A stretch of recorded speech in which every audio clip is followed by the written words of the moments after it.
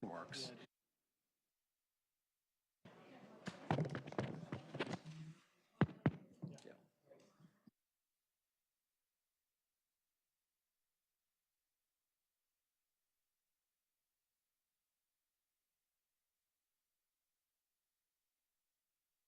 Good evening, everyone. I'm going to call this 6 o'clock study session to order.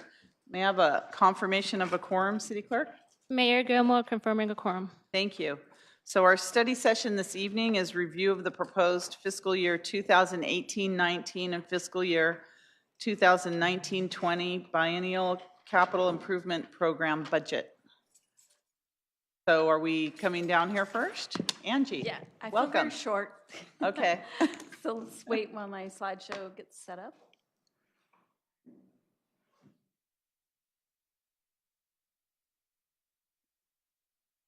We'll be up any minute now. I know. Coming. I feel like Jeopardy music should be playing. Dun, dun, dun, dun. You can start singing. Teresa knows that. Teresa was on Jeopardy. Get that in the record.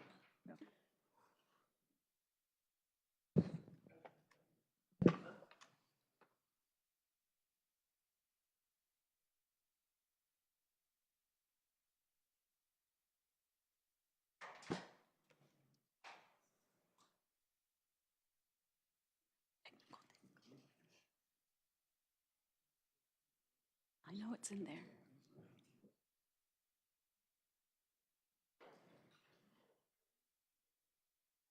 Okay. They were scaring me. I'm like, I even double checked it was there.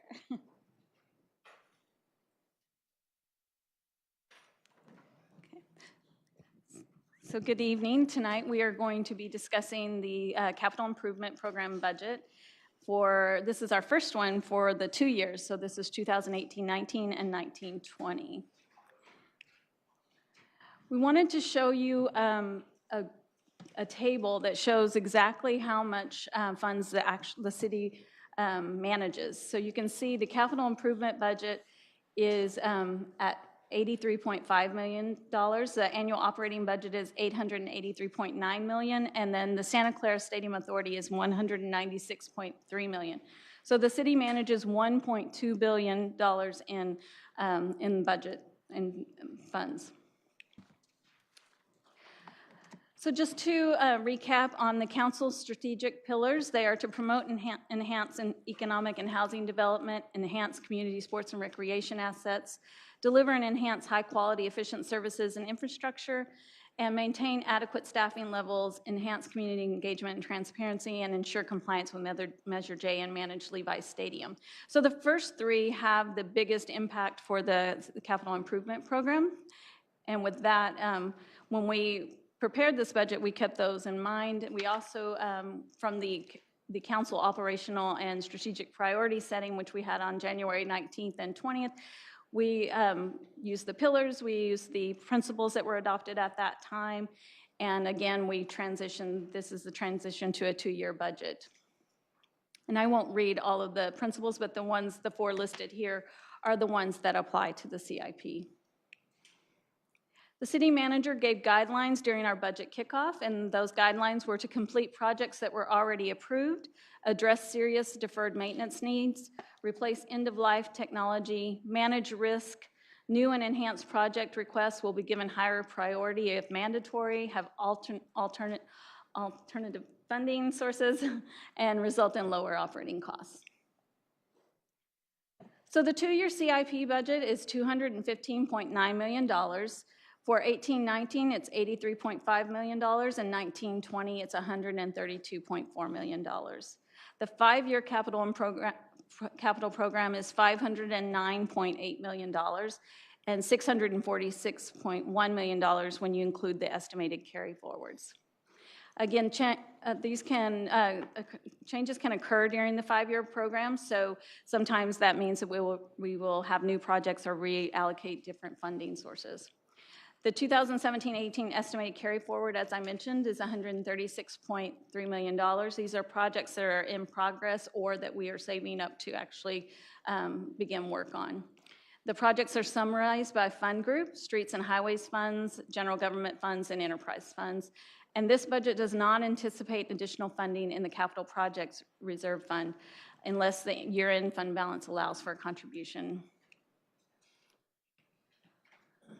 So as I mentioned, the two-year budget total is $215.9 million. And you can see from this graph that the largest portion of the funds are in the enterprise funds, which is $168.8 million. The next is streets and highways at 26.3 and general funds at 20.8. And I won't go through each one of these, but we wanted to show you by different departments or fund group that these are where the funds are actually budgeted. So you can see in the top part, we actually, in orange, did the enterprise funds. The next section is all the general government, and the bottom is the streets and highways, breaking it out by category. So moving to streets and highways funds, it's $26.3 million. And these are for streets resurfacing, major roadway improvements, traffic signals, crosswalks, and trails and bike plan expenditures that are managed by the Public Works Department. I bolded the capital projects reserve because that's the general fund funding, and you can see it's about approximately $200,000 that are budgeted in streets and highways from the general fund. And then the biggest source of revenue is gas tax revenue, which is $7.7 million, which I circled. And that's 29% of the overall total for streets and highways. So as we did last year, we did budget to show what the unfunded needs are, and these were also presented, I believe, a few weeks ago in the infrastructure study session. So you can see with this graph, the first 2 years, we are fully funding the projects, and then going out, we have some unfunded needs. So the whole 5-year program for streets and highways is $55.1 million. With the general government funds, which are more the general fund type funds, convention center, civic center, fire, IT, public buildings, you can see that its capital project reserve is a lot larger here. It's $17.5 million. It makes up 84% of the funding for this category because these are the general fund type projects. And again, as with streets and highways, there we did show what our unfunded needs are. We can see them in the orange in the 5-year program. We have $20.8 million that are in the first 2 years, and the 5-year program is $42.3 million that is funded. These projects are large projects, and you'll see them as the cost being to be determined because there is some, we're still in talks on certain of these projects. They're the International Swim Center, the Parks Facility Condition Assessment, Convention Center, Storm Drain System, and Civic Center buildings. So these are still in discussions, need a little bit more work before we actually put a dollar amount to them. For the Capital Project Reserve Fund, the General Fund Capital Project Reserve is earmarked for investments in the capital improvement program. It's not to build up for salaries or anything like that. It's specifically to be used for the capital projects. The current beginning balance is $31.9 million. The minimum target for this reserve is $5 million. So the use of this reserves are used to fund critical projects that do not have any other type of funding source. And again, as I mentioned, it's usually general fund type projects. Other types of funding that can be used for capital projects, if applicable, are park and lieu fees, rates and charges for services, bonds, financing, and special revenue funds such as gas tax. With the capital project reserve forecast, again, as I mentioned, we did not put any budget in this budget in the operating budget to fund the capital project reserve. So from the blue, you can see by 22, 23, there will no longer be any reserves left if we do not. This is a current scenario if we do not allocate any additional funds. So the blue shows what the balance is, and the orange is what we're using each year. For enterprise funds, it's $168.8 million. These are electric, water, and sewer utilities, solid waste, and cemetery. And the largest revenue source for these projects, as you can see circled in the corner, is customer service charges, which make up $104.8 million, or 62% of the funding. And again, just as I had mentioned with the other two funding groups, the 5-year for this, the enterprise funds is $412.4 million. These projects are funded. We did not include any unfunded, but that does not mean that there are not unfunded needs. With enterprise funds, we just typically budget what we can actually afford. So for the proposed CIP budget by fund group, you can see them broken out here. It's a total city funds of, for the estimated carry forward of $136.3 million. In 1819, the total again is 83.5, 1920, 132.4, for a total of $352.2 million. This includes 201 active projects, including 33 new projects. And then just wanted to quickly go over what a carry forward is for those who may not be familiar with it. These are our project balances that are relocated when feasible. If a project is closed, we do try to put that into other projects. Carry forwards in streets and highways, again, as I mentioned earlier, is a carryover of multi-year projects and timing to complete various street and traffic signal projects. General government funds are the funds encumbered for large multi-year projects. And the enterprise funds, they build balances to fund large multi-year projects. And with that, I'm going to turn it over to Craig to talk about the public works Thank you. projects. Good evening, Mayor and Council. Craig Mobeck, Director of Public Works. And tonight I'm going to focus on some of the key projects that Public Works is going to be working on over the next couple years and what's in the proposed budget. We talked a bit during the infrastructure study session about the annual street maintenance program. And so what that program does is it takes a look at the condition of the city's streets and provides improvements in terms of slurry seals, spot repairs, or rehab, remove and replace projects. That program's managed using the Street Saver program, and currently our pavement condition index is approximately 76. Over the next 5 years, the plan is to keep it within that range. And in 1819, we're proposing a $6.5 million budget. 1920, that jumps up to $8.7 million, and that is because the city received a grant, and so we'll be doing some paving projects on Homestead, Newhall, and Scott as part of that grant. And then the 5-year program is about $34 million. And so what I did want to point out that this program is based on receiving the SB1 and Measure B funds. And currently, we all know that those programs have been contested. So depending on the results of that, it may have impacts on the funding with this part of the program. Our storm drain pump stations, we have 3 projects that we're going to be commencing design over the next couple of fiscal years. The 18-19 fiscal year, we have pump replacements at the West Side Retention Basin. And as you recall, we just finished up a project to restore capacity in the desiltation project. And during that, we did a condition assessment of the pumps and the electrical, and it was noted that they were in need of replacement. So we're proposing this project at about $900,000 to do that work. We're also proposing a rehab of the Laurelwood pump station, where we'll be improving the pumps as well as doing projects into the wet well, as well as electrical and mechanical facilities. So we'll be upgrading that pump station, and the proposed budget is $4.1 million.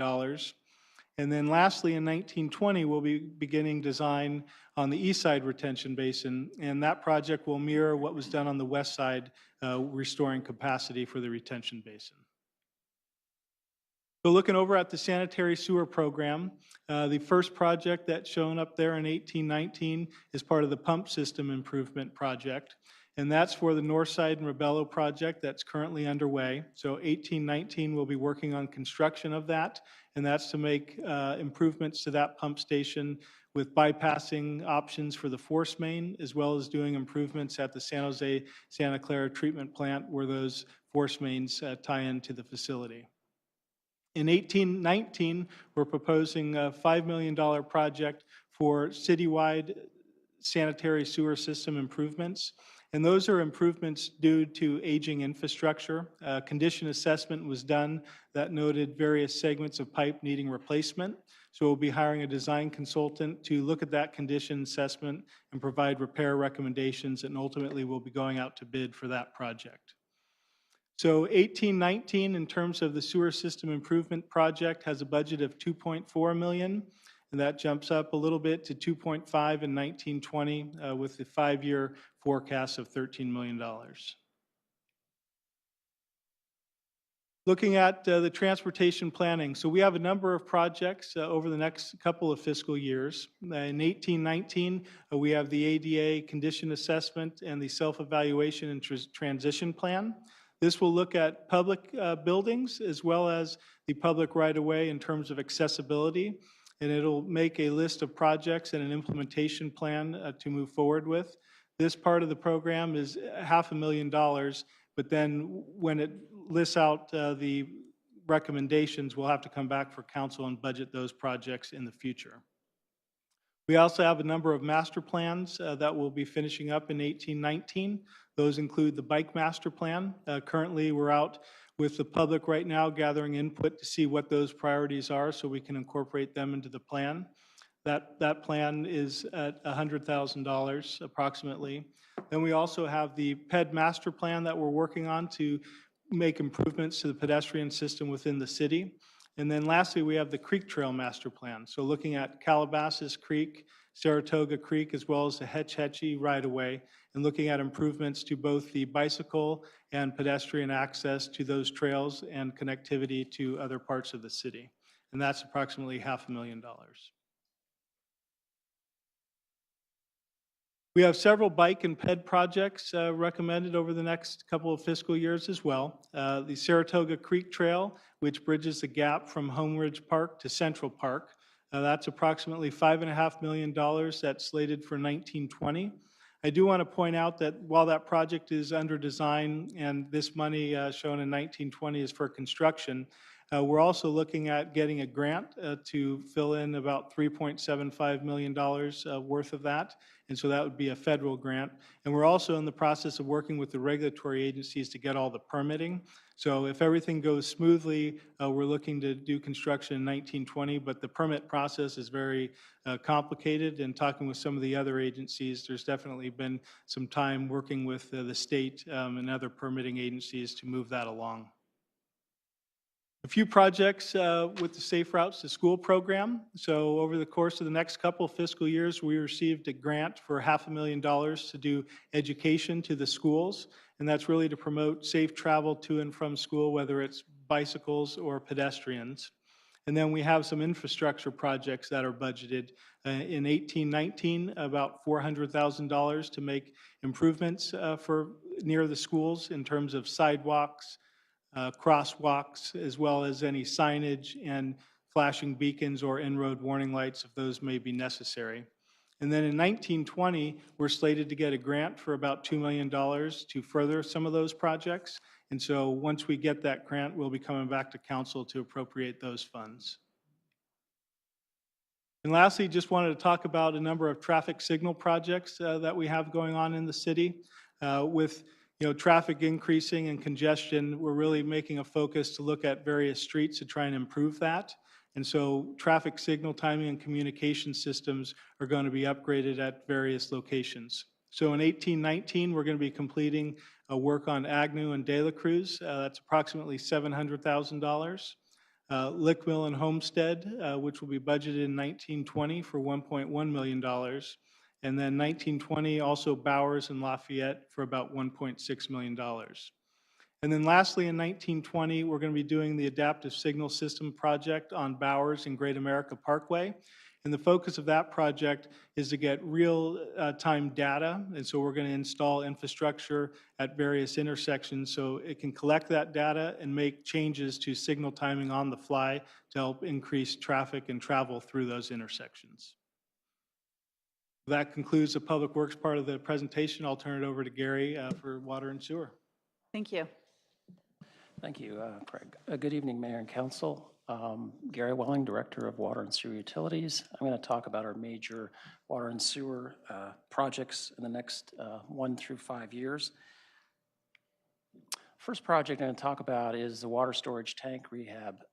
We have 3 tanks, Sarah tanks, which have a total of about 13 million gallons in the southern part of the city. They're about 50% of our total water storage, close to it, and these tanks need to have a recoating. We're looking at the manways. We're doing the coating on the outside of the tanks. The last time the tanks were coated was in 1991 after the Loma Prieta earthquake. So this is going to be a major project. We've allocated $0.6 million for 18-19 and $0.6 million for 19-20, and a total of $2.3 million over 5 years. And the idea here is we want to maintain and improve water quality for these. We have new and replacement wells. This is our second project. We're looking at doing 2 new wells, one at the Sarah tanks I just spoke about. It's a large property, so we've got plenty of room.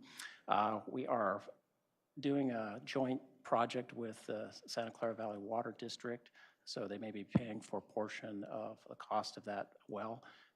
We are also looking at doing a well at Station 5, at 1912 Bauer Street, Fire Station 5.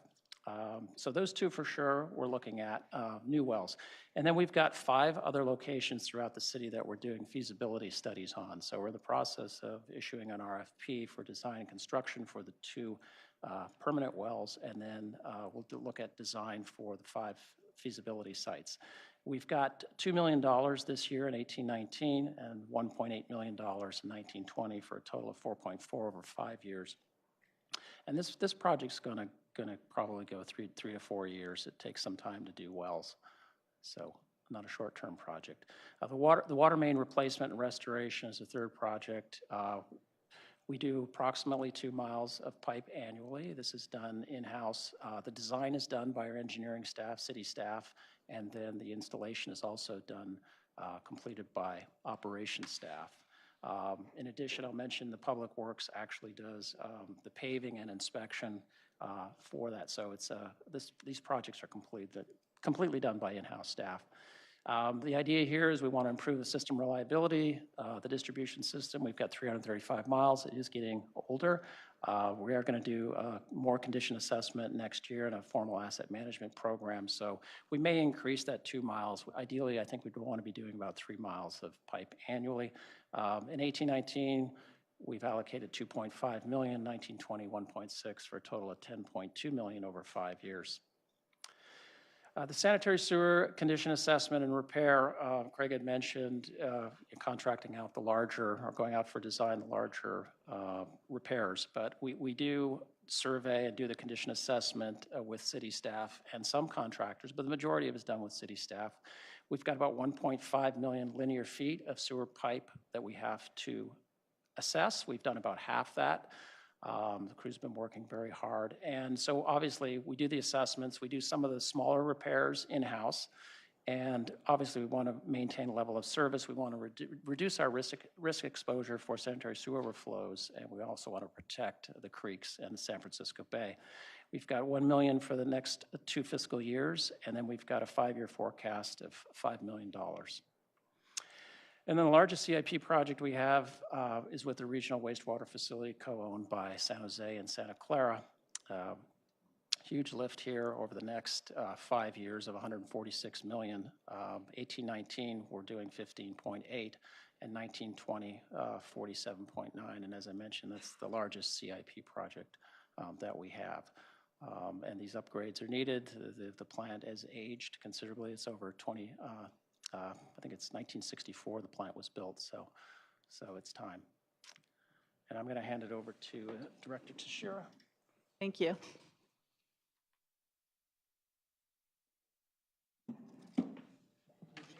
Good evening.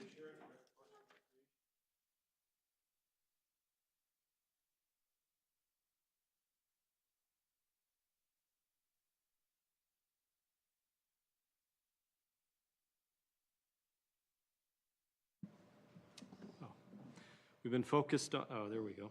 We've been focused on park improvements, playground improvements, and renewals and rehabilitation of parks and playgrounds throughout the city. So the list of the ones that we're working on aggressively over the next year is listed above.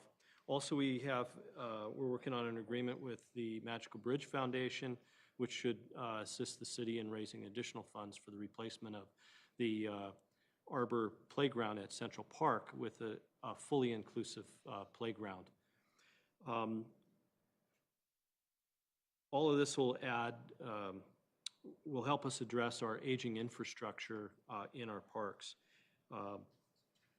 The next slide, again, completing current projects of new park facilities. See the San Tomas and Monroe Park and Community Garden as you drive by there on a daily basis now. That'll be complete and open this summer. And also the Reed and Grant Street Sports Park, we hope to have the groundbreaking later this summer.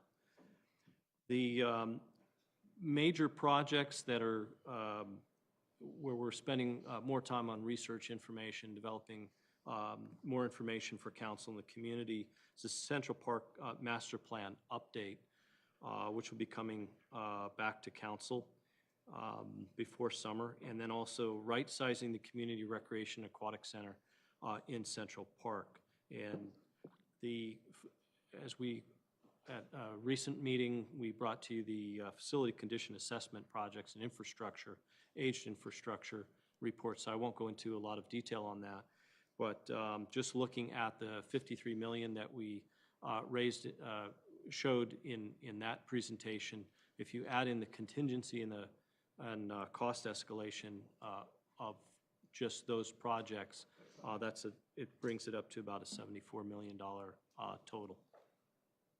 So now turn it over to SVP, John. Thank you very much. It's John Rockema, Silicon Valley Power. What I'd like to do is we got about $34.6 million worth of projects this year. I've broken them down into categories. The first one is new business and system growth. And these are projects basically to connect new customers and bring new load into our system. We have about $4.4 million in 18-19 and about $4.3 million in 19-20 and expect about $38 million over the next 5 years. The next category is substation rebuilds, equipment replacement, and upgrades. In order to keep our infrastructure in top shape, and we need to continually upgrade and replace certain projects. Sarah Substation is one of those, and a lot of the funding is already in place, but in 18-19 we are proposing adding $5.8 million in those, and in 19-20 adding $13.6 million. With a total of $63.3 million over the next 5 years. A lot of these projects are out of our operating revenues. Projects where we're expanding capacity to meet new load would be paid by developer contributions, which the previous slides was all developer contributions. We're doing the same thing in our transmission and distribution system where we need to replace and upgrade lines here. Again, when we're replacing lines, as an example, our overhead poles, many of those poles can be 50 years old out there. We got a program where we're going through and systematically upgrading those. Where it's replacement that's funded out of our operating revenues, where we're increasing capacity and so on, again, that would be paid out of developer contributions. And we're looking at $10.4 million in fiscal year 18-19, and about $7.3 million in fiscal year 19-20. About $35 million over the 5 years. In our generation area, these projects are all really to continue to keep the equipment up in top shape. We're talking about overhauling jet engines, turbine overhauls, replacing catalysts in our selected catalytic converters here, upgrading power plant control systems, and then also the relicensing of the Buck Creek hydroelectric project. The Bucks Creek project is up for relicensing. So in these projects, we're proposing about $4.8 million in 18-19, $5.9 million in 19-20 for a total of $27.3 million over a 5-year period. Street lighting, we have just completed our second phase of the retrofit to LEDs. So we're looking to replace street lights in the more of the the northern end of town here is the next phases. And we're showing, we're looking to add another $800,000 in 1819 for that project, and about $1.2 million over the 5 years. Communications, controls, and technology. We got our fiber optic system that's out there that we also are upgrading and adding to our supervisory control and data acquisition computer systems. Cybersecurity is a major effort with in the utility industry and in our utility. And basic communications infrastructure. This would include the Wi-Fi systems and things and systems like that, as well as updating our control center technology. And there's about $4 million in the 1819 fiscal year, and about 1920 we got about 1.8 million, and we're forecasting about 10.4 million over the 5 years in those. The next one we talked about in a previous study session. We know we need to come back and talk to you some more, about this project. So we'll be doing that, but it's in the budget as an engineering and administrative offices. Again, we realize we need to come back and have more discussions over this project and the funding of this project. And the next one is metering, billing, and customer service. This is primary project here is our advanced meter infrastructure. And we've just in the last week or so started rolling out the next phase of meter changeouts. So we're out in the field changing out meters. We've got about 15,000 changed. We have about 40,000 to go. So it was over the next 12 months, 18 months, we'll be completing all of those changeouts there. We also want to do better with our outage management communications and be able to provide our customers the ability to see where outage areas are and so on. So that's another project that's in there. And then we are going to need to be looking at upgrading the billing system, over the next several years. So we got about $2.3 million. A lot of that's in the advanced meter infrastructure in 1819. And then in 1920, we're talking about $3.2 million for a total forecast about $14.3 million. So that covers our project, so I'll turn it back over to Angie. Thank you. So I just wanted to quickly go over the general government department projects. We wanted to highlight a few of those. Library, we are putting approximately $200,000 into an increase for public meeting space. So it's kind of hard to see, but in the little green part at the top, we're actually going to turn some unused space into meeting space for the public. So our librarian who's here, I believe she's very excited about this project. Is this true? Is this true, city librarian? Yes, it out is. there? Okay, She's good. been working on it. It sounds like she's succeeding. For information technology, IT, we have the enterprise GIS system, which is $800,000 and a 5-year forecast of $1.4 million. Infrastructure and PC replacement of $1.7 million and with a 5-year forecast of $2.7 million. And then the financial management system of $500,000 with a 5-year forecast of $11 million. This is the one that we had talked about, but changing over from PeopleSoft. So it's a huge endeavor. With police, we have the CAD system replacement at $1 million, the police building HVAC system at $300,000, and then for fire, we have the CAD station alerting system of $600,000, the diesel exhaust removal systems of $300,000, and protective equipment replacement of $400,000 with a 5-year forecast of $900,000. And with that completes our report, and we're happy to answer any questions. Okay, thank you all very much for that extensive and wonderful report here. So let's see if we have council members. Councilmember O'Neill. Start here. Thank you. So I had a few questions, but thank you for the great report, and I particularly like that we're looking out at what we're going to need to spend in, say, in a 5-year window. So and I know this isn't really our street, but this is a question I get a lot of comments about, and I've had comments with prior city managers about this, and it's the El Camino Real, and we know that it's a state highway. But I believe that our Public Works Department had been contracting with Caltrans, and, we'd kind of gotten put off a couple times. Are we still on target Paving. to have it repaved starting next fiscal year? I know it's not really but I know there's going to be some effort from our staff to work with them, but do you happen to know? Yeah, so this Caltrans is responsible for maintaining El Camino Real, so that ultimately rehabbing that pavement is up to them. Yeah, the last that I heard is that their project to repave is coming up. I haven't heard the latest, if it's still on for the fall, but that is their priority to do that. Right, because I think, as everyone likes to point out, I think we're the last city on the peninsula or whatever that hasn't had our section done.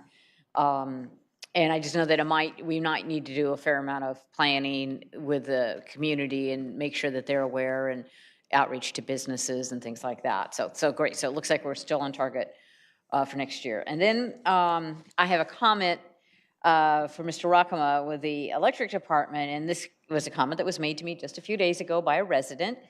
And when we're working on the street lighting, a comment was made about as we get ready to move more and more to autonomous electric vehicles, a lot of our street lighting seems to be focused on lighting the street.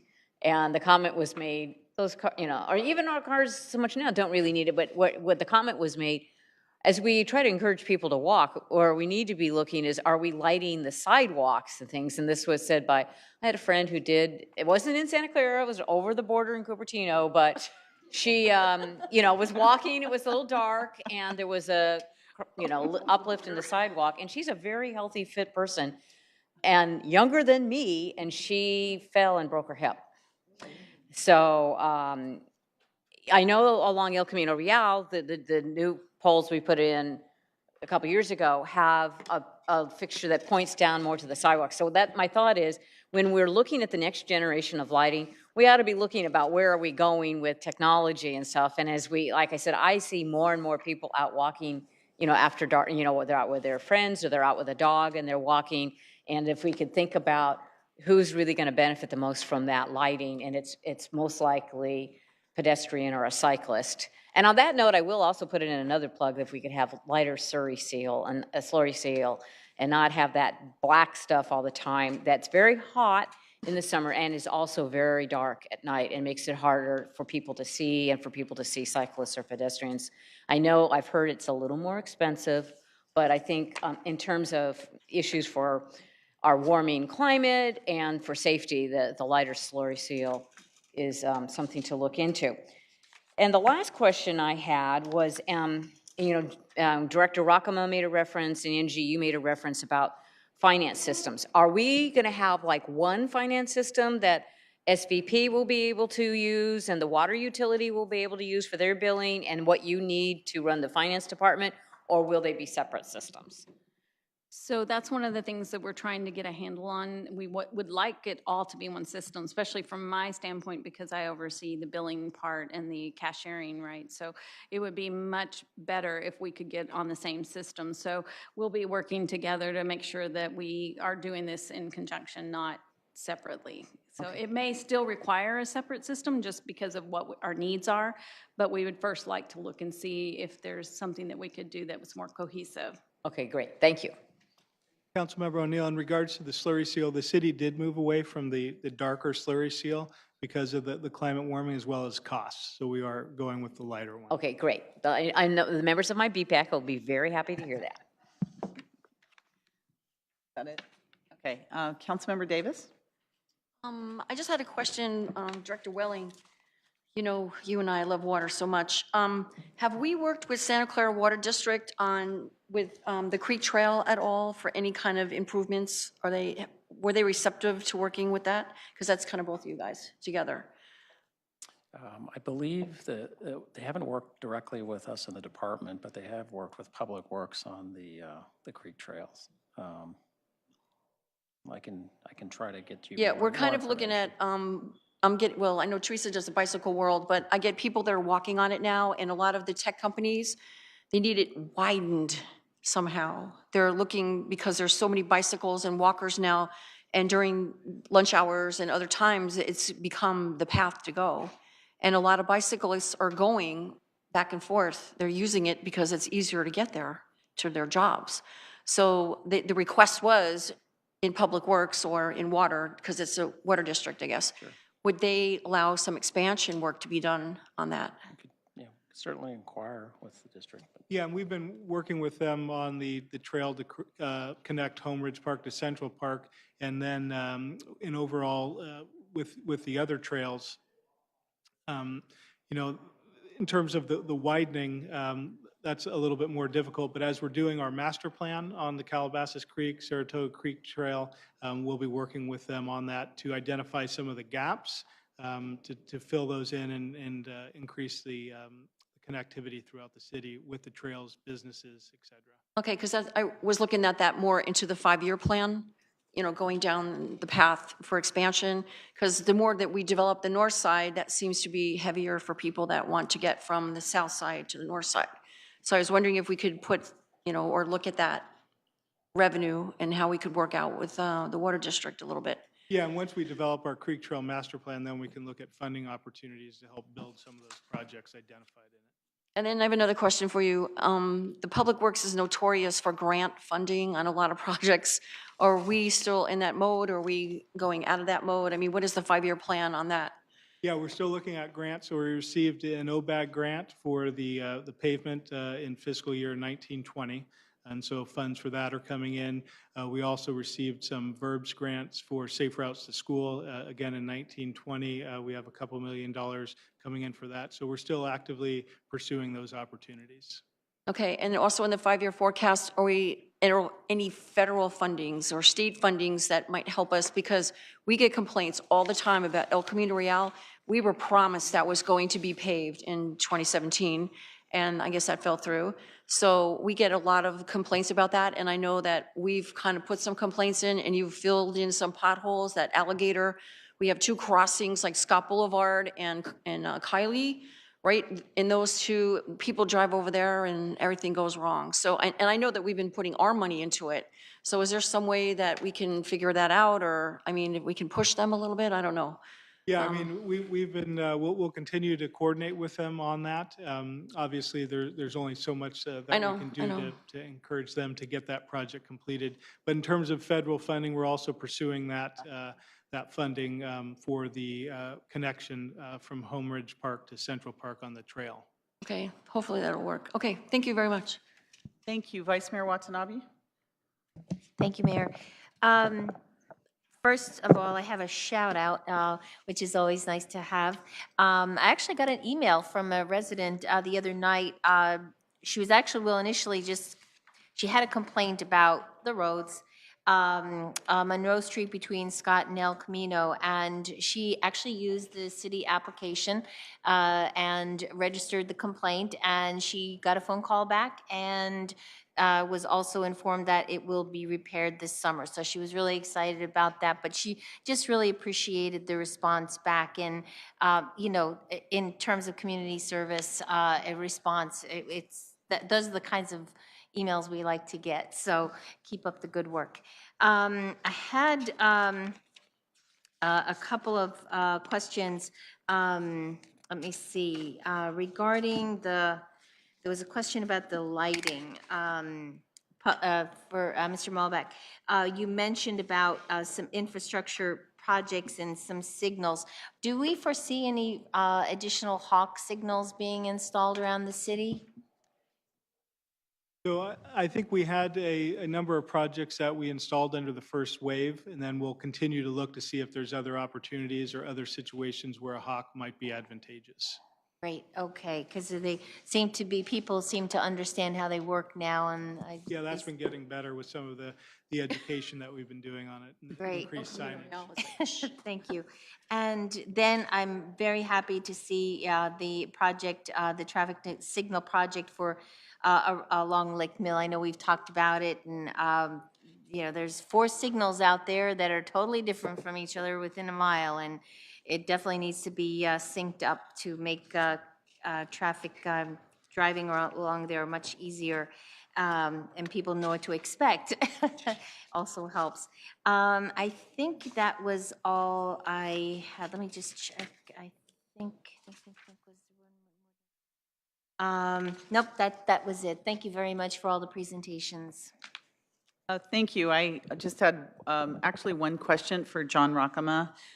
The lights that are being replaced around the city, how far are we in terms of replacing all the lights that we need to replace? I know you've been doing them incrementally over these last few years, so how close are we to finishing the whole project? We're probably about 2/3, 3/4 of the way through the city. We've gotten the southern area of the city, and we've just completed one, up on the north side. Those lights that aren't completed are the ones in the industrial area that are over in the Mission City College, Great America Parkway, that area. They're a different design, they're a specialized, type of design, so it's a project that we do have, funded to do part of those, but, we probably, out of 8,000 lights out there, we probably have a couple thousand left to do, but they're in those areas. Okay, thank you. So we're making good progress on that. And it sounds like we may need to do some traffic enforcement on the Creek Trail. It's become so popular that. We have complaints about that. Yes, okay. I don't have any other council members asking to speak, so Jennifer, do we have any cards? Is there any member of the public that would like to come up and make any comments for the study session? Please come forward. Okay, I see none. Any closing comments from the council? The Good job. staff? Thank you Good job, so good much. job. That was a wonderful presentation, and we are now going to take 10 minutes and be back at 7 p.m. Thank you.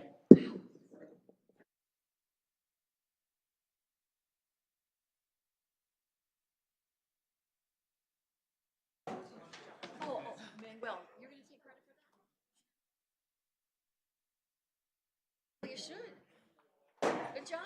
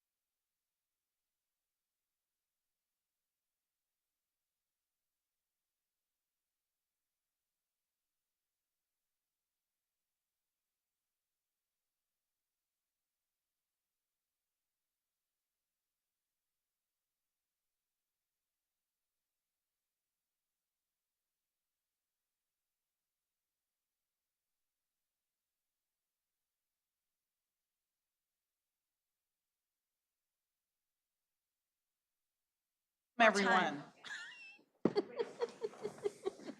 So welcome to the 7 o'clock City Council meeting. City Clerk, are you ready? Always ready. That's what we like to hear. Thank you so much. So I'd like to call the meeting to order. So if you'd please stand for the Pledge of Allegiance and remain standing for our statement of values. I pledge allegiance to the flag of the United States of America and to the republic for which it stands, one nation, under God, indivisible, with liberty and justice for all. As we gather, we humbly seek blessings upon this meeting. May we act with strength, courage, and will to perform our obligations and duties to our people with justice to all. Let us seek wisdom so that we may act in the best interest of our people, our neighbors, and our country. All this we ask so we may serve our community with fairness and respect, putting their needs before all. Thank you. Please be seated. Roll call, City Clerk. Councilmember Mahan, Caserta, O'Neill, Present. Davis, Here. Watanabe, Here. Kolstad, Here. and Mayor Gilmore. Here. Is there a motion to excuse Councilmember Caserta? Is there a second? Second. Motion second. So if we could, do you want us to vote the old-fashioned way, Jennifer? Or? Oh, Simrat? I'm not sure who's doing it. This is our new system. We're still working with it. Please bear with us.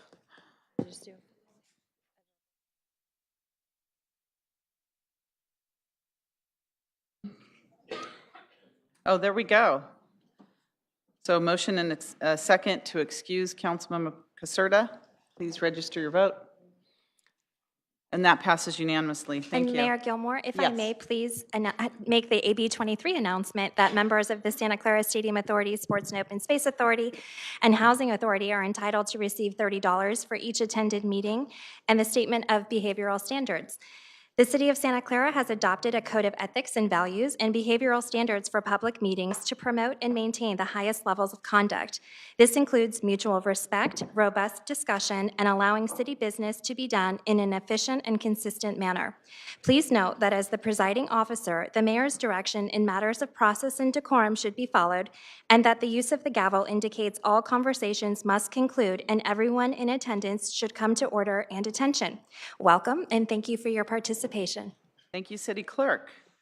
So the next item is reports and actions taken in closed session. City Attorney?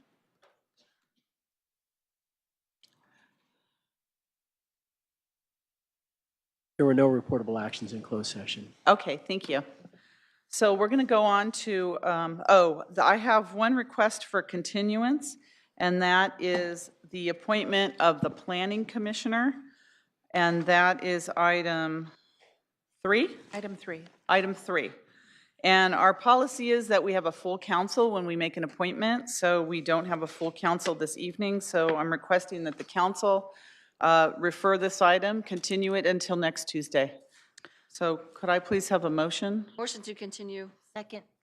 Motion second to continue. Any discussion on that? Mayor, I have two Yes. additional requests. Yes. Oh, let's finish this one Okay. first.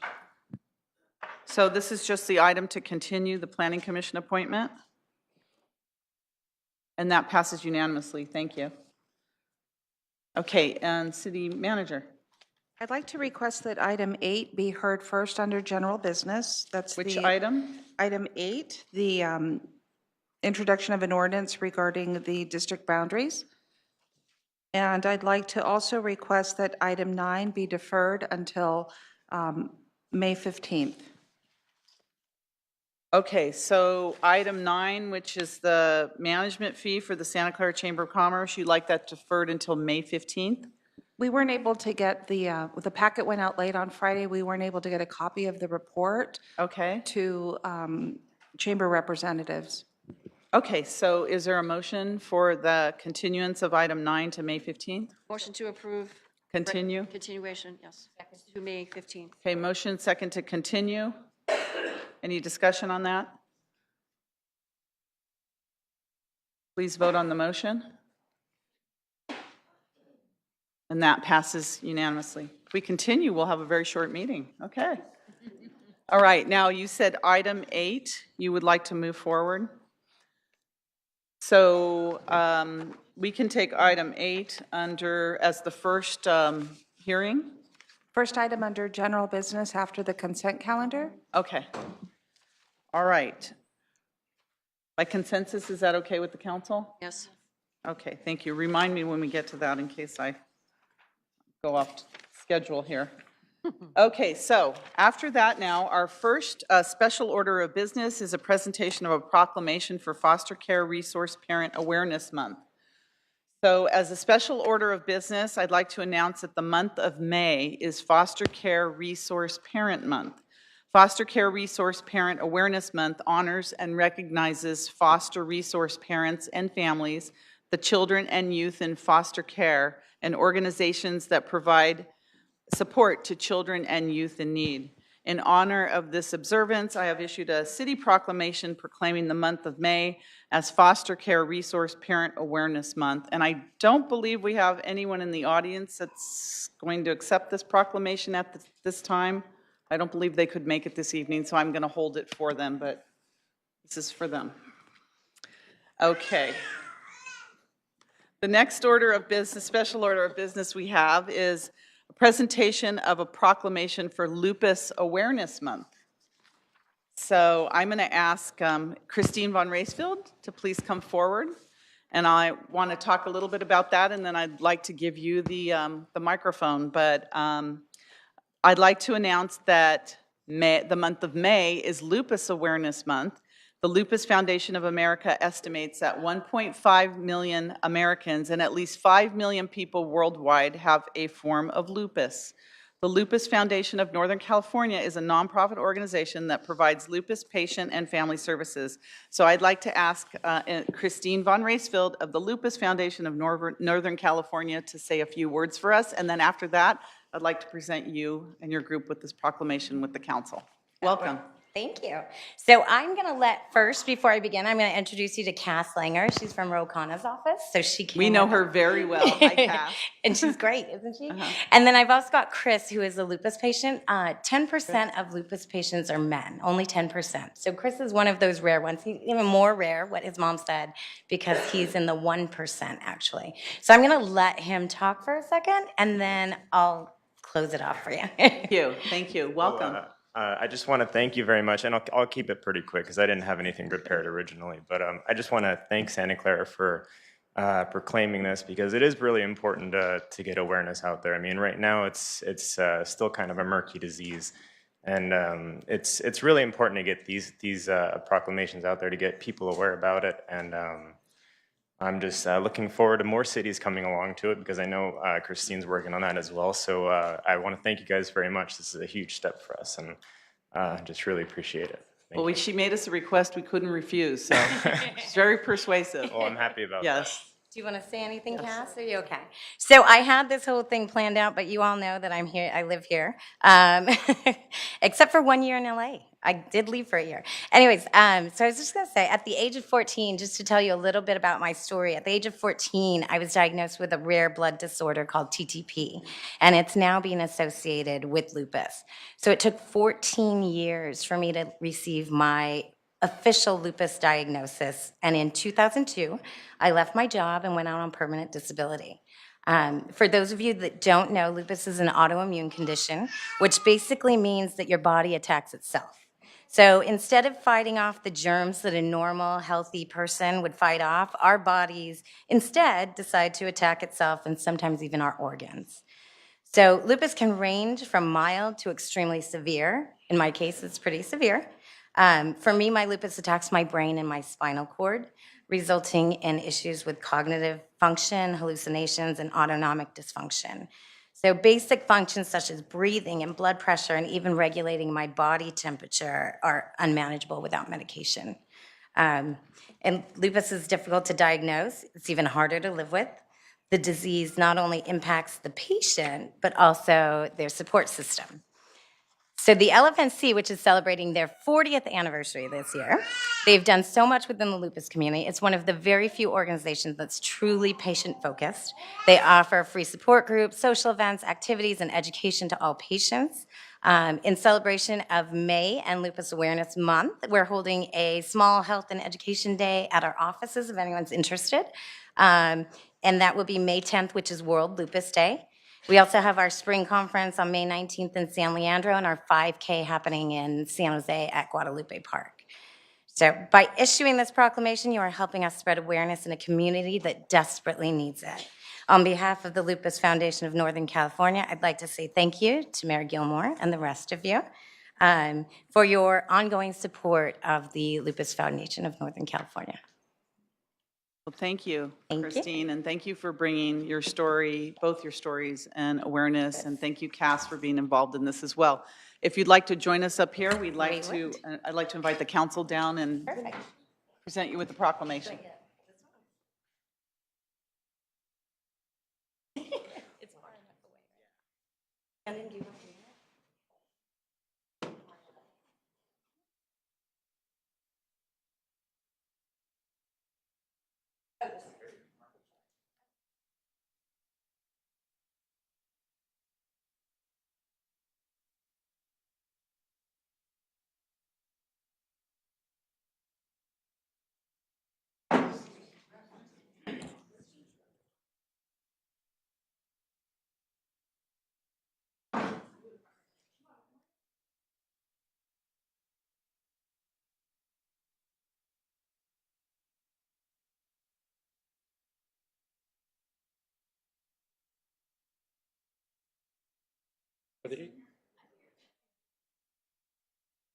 Yeah, Alice, your face. 1, 2, 3.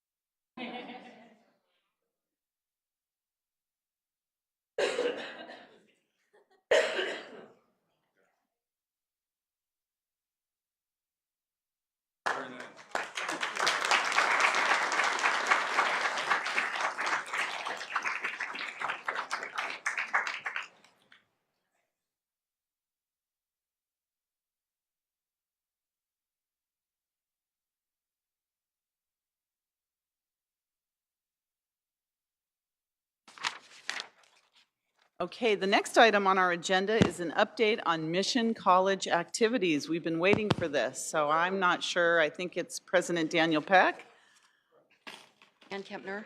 and Trustee Ann Kempner. Welcome. Thank you. Wonderful. We haven't had an update in a while, so we're excited to hear all about it. Perfect.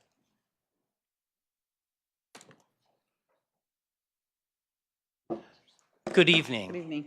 Thank you very much for having us. We are very excited to share a little bit about what's happening on the Mission College campus and provide an update. I am joined this evening by our president of our West Valley Mission Community College District Board of Trustees, Ann Kempner, as well as by Trustee Robert Owens, who is in the audience, and the Chancellor of our district, Patrick Schmidt, and then finally by our Director of Marketing and Public Relations, Neil Adler. So we have a group in support of us, even though there's only Mission two of College us. is in the house, yes. Exactly, Okay. exactly. There we go.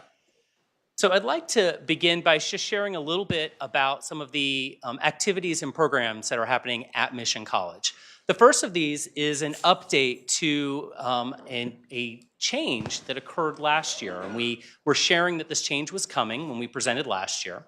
And that is that the partnership with Santa Clara Unified School District has now been expanded and has grown from being a middle college program housed on our campus to now being an independent high school that is part of the Santa Clara Unified School District and is housed now on our campus. What this change allows for is a growth in the program. So it now has expanded down to 10th grade, whereas before it began with 11th grade, and it will, over a 4-year phase-in of the expansion of the program, will move from serving 65 students to tripling in size to around 190 students. This allows for many more students to participate in the expanded opportunities of the program, but also importantly, by beginning with 10th grade, it allows for students to take an additional number of college credit classes and will allow more students to graduate concurrently with their high school diplomas as well as a certificate or associate's degree from Mission College. So we're very excited about the partnership. This is the first year under the new model with Principal Viola Smith, and it's been a wonderful partnership, and so far is just going strong and smoothly, and we couldn't be more pleased with that. Also wanted to give you a sense of the kinds of things that Mission College is doing. So one of the things that we began is an annual culinary competition for area schools. And with this, what we do is we invite members from our area middle schools and high schools to come to the college. They receive tours of our facilities. They get to participate in industry panels where we have representatives from regional and local businesses, including areas like the Bay Club and some of our Santa Clara hotels and culinary institutions. And they serve both as panel members as well as judges for a competition. And so this year we had 5 different teams competing in the competition, and I'm very proud to share that Wilcox High was the winner of this year's competition. Oh, nice. And it's a wonderful experience for the students. They get exposed to the careers, and we love And bringing we'd all the like community to to be our campus. judges. Please invite us, Exactly. okay? We Wonderful, win, wonderful yeah. food. A couple other things that I wanted to share is some of the things that we're doing in partnership and in service to our community. One of those is a new community food pantry. This began in the spring of 2018, and it's a partnership with Second Harvest. But what's a little different about this is that many of the temporary food pantry opportunities that occur store only non-perishable goods. And what we've done is that we partner to provide fresh vegetables, fresh fruit, milk, eggs, and it provides a different kind of service. And so far, we're doing this on a monthly basis, and each time we're averaging between 400 and 500 people that come and take advantage of this opportunity. As of those numbers, around 35% are coming from the public that are not already connected to Mission College in some way, that are not students. And we think that's an important, again, outreach to the community that we hope to grow. A similar program that we're doing on an annual basis is VITA. It's a voluntary income tax preparation service. We have 16 of our students that work with one of our faculty members, and they help individuals from the community prepare their tax returns. This year, they completed 77 returns, again, of which around a third were from members of the community not connected with the college. The rest, majority, were students. And that generated around $48,000 in refunds. So we're very proud of that partnership to bring service to the community. We also are always looking at what are the kinds of educational programming that we can do that, again, brings people to our campus as well as serves our existing students. One of the things that we have been doing for the last few years is a concentrated STEM week. We've incorporated our annual Echo Fair, which celebrated its 10th year, this year into the STEM week. And with the Echo Fair, we bring different organizations from across the community that talk about sustainable practices. We showcase electric vehicles and different approaches to a more sustainable, eco-friendly campus as well as community. But in addition to that, we add special speakers, we have industry tours, we have panels, women in STEM, things like that, that really bring together our students and, again, industry leaders in the area. And this year we celebrated our 2nd annual hackathon as part of that as well. Mission College is also about bringing some unique experiences. We're known for some of our strong career programs, but we also are a strong transfer institution. And as part of that well-rounded experience that we want to provide to students, we have things such as our tropical ecology study abroad in Costa Rica. That is a special, unique experience, and we've been able to fund scholarships to support students from low-income backgrounds to participate in this experience.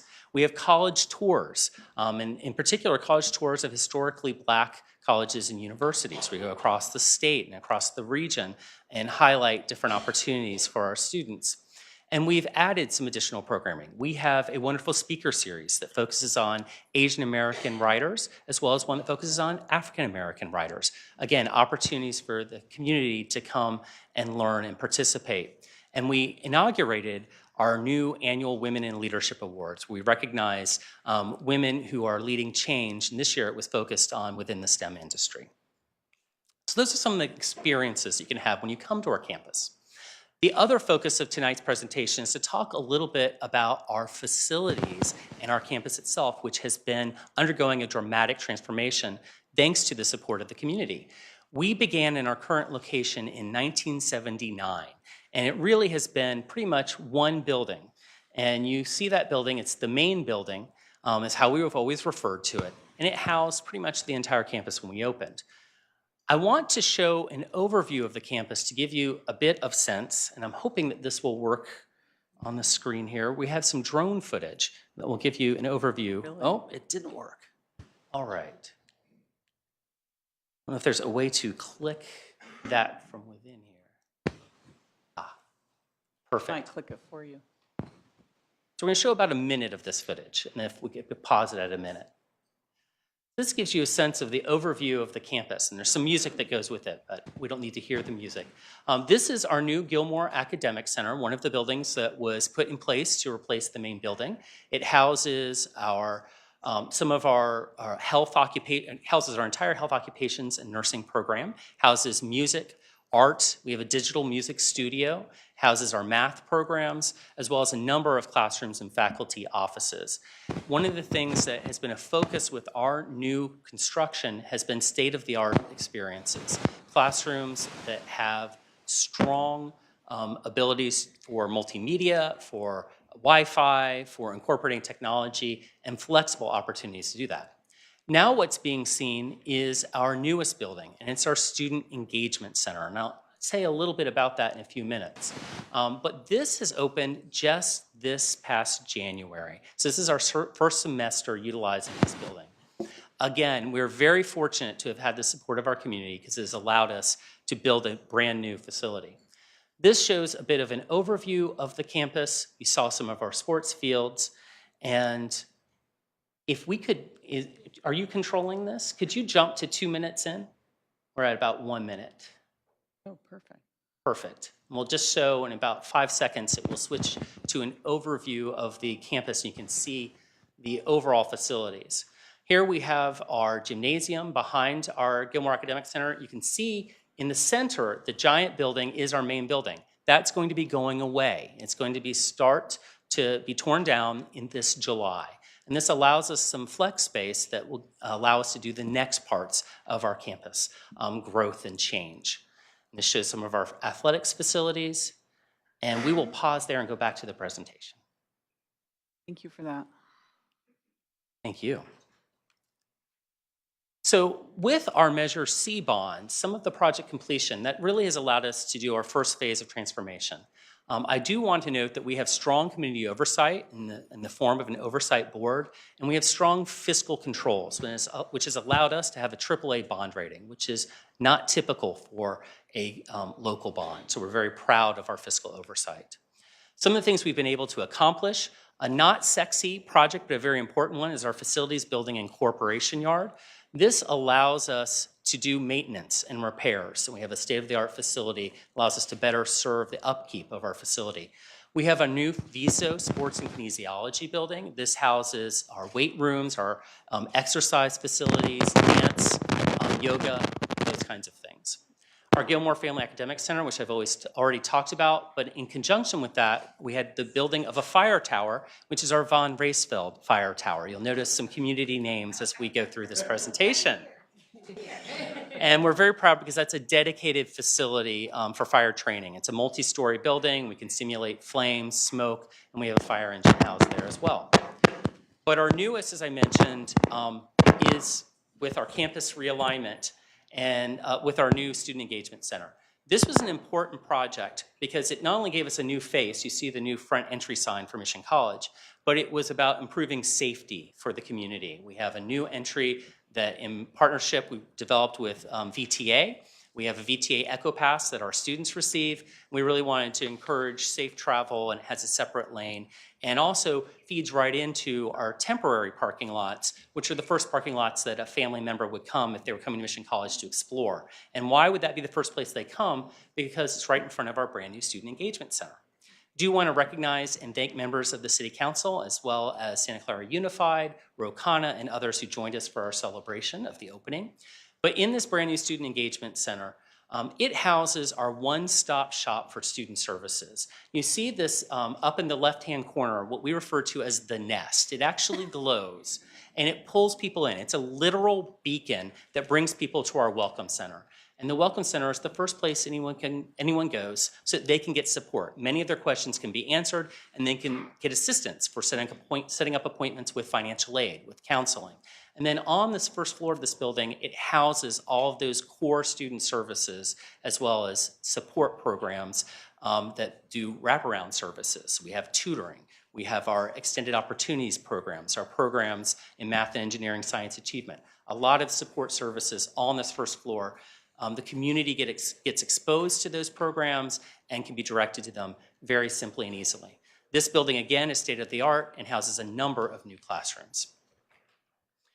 Those are the projects that we've completed. I just want to highlight a couple of projects that are in progress. So again, using our Measure C bond dollars, we're working on a new business and technology building. We sometimes refer to this as a technology-enhanced building.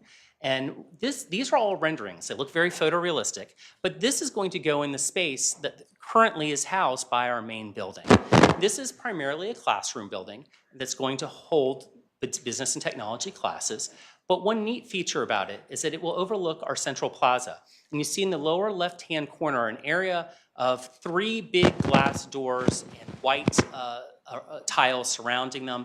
Those are actually doors that will roll up, and that allows us to engage with the central plaza for hosting events. And we hope to work with the community to host a series of community events and welcome the community to join us. So that's a special feature that allows us more flexibility in working with the community. We can utilize the classrooms on the ground floor for conferences, but also connect it with the plaza.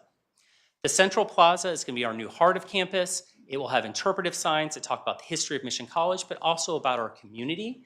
And it has gathering and performance spaces. So we'll be able to hold concerts and guest lectures and a lot of wonderful events. Those are some renderings, and this gives you a sense of the rendering of the entire main plaza once it will be completed.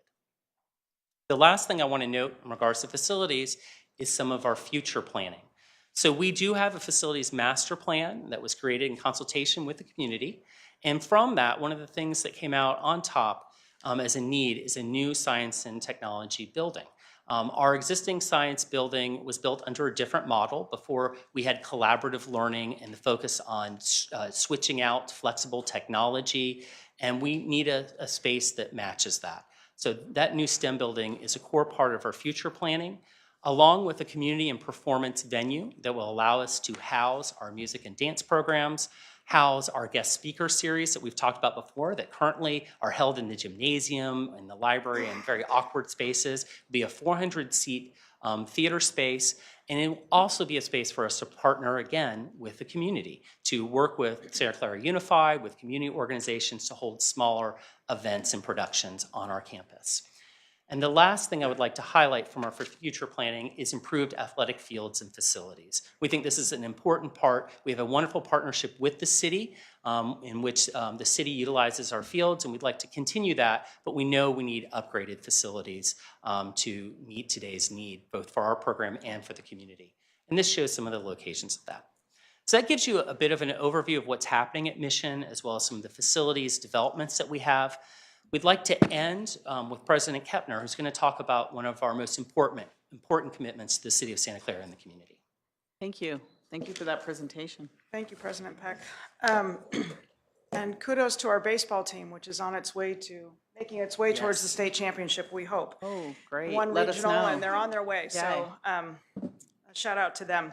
So one of the reasons we're here tonight also is to let you know that we have a scholarship program that we want everyone in Santa Clara to know about, because it's really important to us that whatever barriers there may be for young people, any person really that's qualified to come to community college, that they be able to come. And finances is one that's been identified.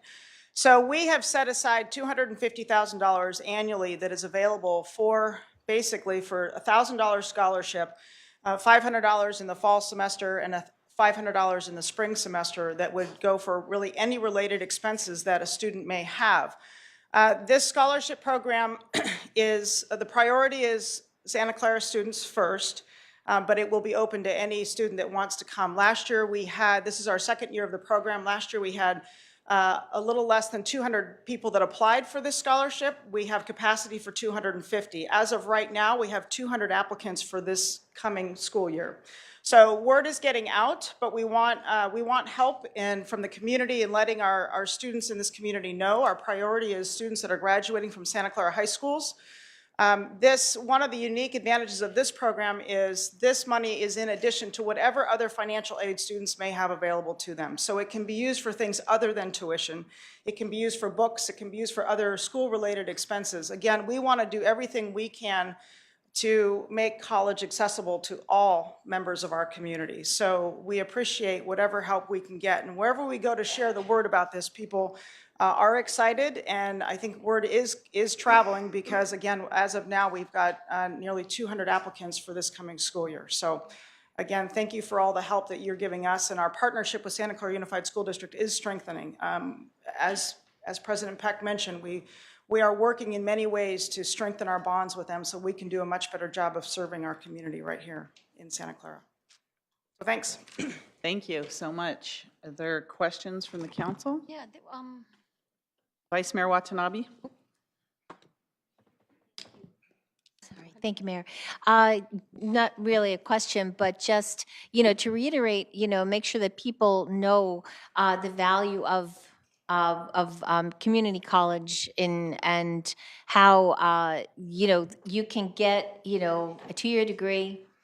And the thing that I love about Mission College right now is just all the different programs that are being added in that are keeping pace with, the jobs and how our world is changing around us. I mean, the benefits are there that anybody, that wants a good job, the training is there, the teaching is there for them.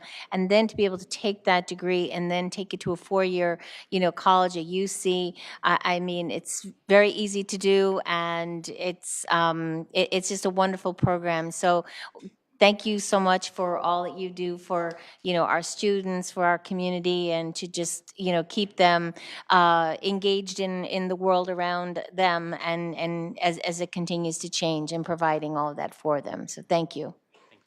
Thank you, Councilmember Davis. President Peck, didn't we just win some awards? We did, and that is part of the reason that we are very privileged to have Neil Adler here with us, and I will let him speak very briefly to share what these state recognition are. Very good. Welcome, Neil. Thank you, Mayor, Madam Mayor, and the council member, and thank you to President Peck and President Kepner. Just to let you know, we had a state convention for marketing marketing directors around community colleges, and 5 of our publications this past year were awarded first, second, or third in the state. So we're very proud of that, and it was really a team effort by not only my office, but also our students, our faculty, our staff in building the schedule, the catalog, and other printed materials. So that's it. Thank you. Congratulations. Yes, I wanted you to say that because that's how the word is getting out a little bit more. So we want to continue with communication. So congratulations on your awards, and thank you, Daniel, for this coming in. And Ann, this is great for people to hear. And hopefully outside in TV land, you got your other 50 applicants. Councilmember, go ahead. And one last thing, we do start summer session June 5th, and the fall August 25th. So Registration is open. Registration open. Councilmember Mahan. Thank you. I had the privilege of serving as a member of the Board of Trustees in the late 80s, early 90s. And the campus was a little bit more than the main building with that huge cavernous center space, which was a concept that was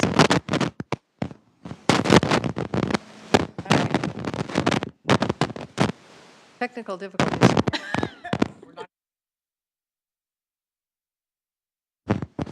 Anyway, it was a concept that was pretty advanced for its time. However, it's certainly outmoded as we move into the future here. But it's so exciting for me to see how the campus has developed. Some of these concepts were things we talked about even as far back as then, and you've really brought them to fruition and gone beyond. It's a wonderful, wonderful campus. And it is the other college in Santa Clara, one that we are probably most proud of. It serves more students in more ways. And it's probably appropriate that my son was born in 1990 while I was on the board. 20 years later, he goes to Mission College for the culinary program, because that was his passion after 6.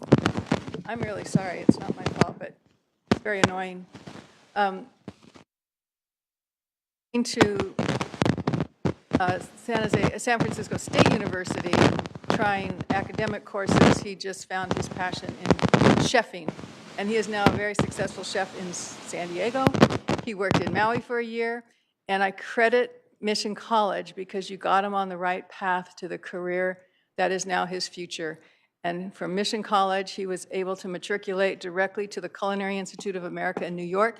And you have so many of those programs where students can start at Mission College where it's affordable, where it's local, where it's feasible, and then move on to the next steps and then find their careers. And I can't say how much I love Mission College, even more so than my alma mater, the other school we have in Santa Clara.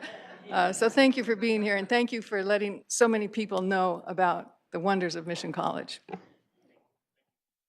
Thank you, and thank you for coming this evening. We're incredibly proud of Mission College. We're proud it's in Santa Clara, so keep up the great work. Thanks again. We have a wonderful partnership. Thank you.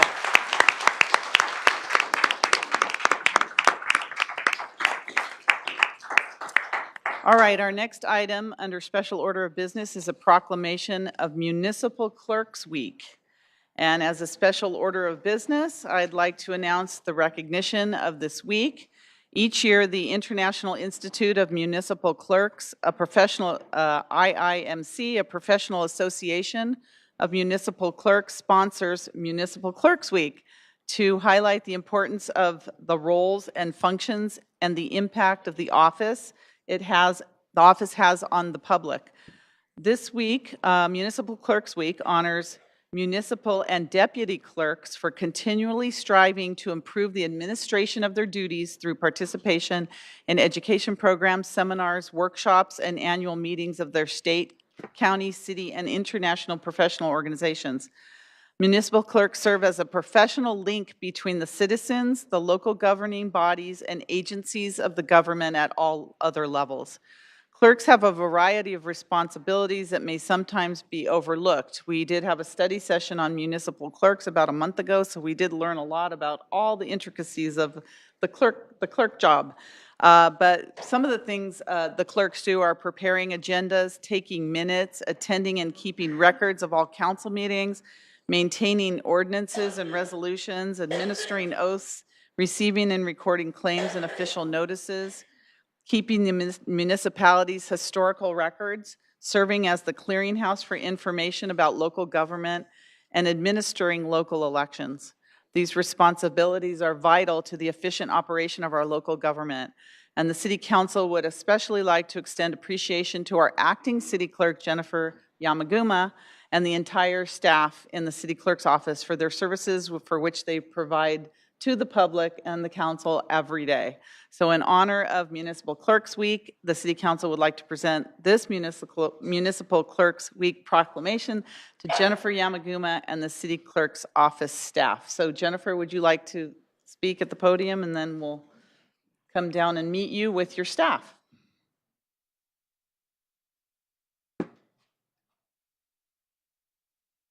Thank you, Madam Mayor and members of the council. It really is with great pleasure to accept this proclamation for Municipal Clerks Week. It's very exciting that we have our staff members here. If they would like to come forward, we have Simrath Dadley at the dais here helping with Granicus implementation. Tina No is here. Sophia Smith, Jenny Vaughn, Stephanie Aquino, Jessica Guizo, Lindsay Meebach, and I can't go without giving recognition to Jose Armas, who's continuously helping the clerk's office, and Bernadette D'Souza.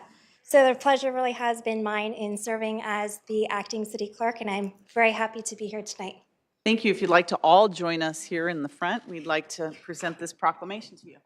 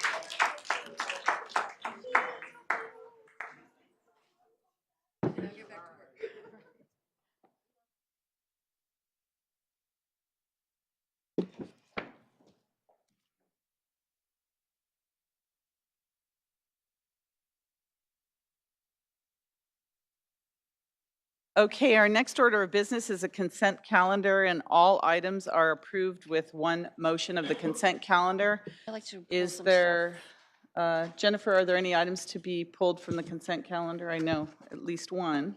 Yes, Mayor, we have a request to pull 2H. Okay, yeah, that's the one I was talking about. So we'll pull item 2H. I'd like to Any- pull 2B. Okay, from the council? 2B. I like that, 2B. Bills and claims, please. Okay, so item 2B, Councilmember Davis. Yes. Is there any other council members that would like to pull any items? So 2H and 2B, is there anyone from approve. the audience like to pull an item? Okay, seeing none, then is there a motion to Motion to approve the balance of the consent of the calendar. consent calendar? So there's a motion. Second. Motion and second. Okay, please register your vote.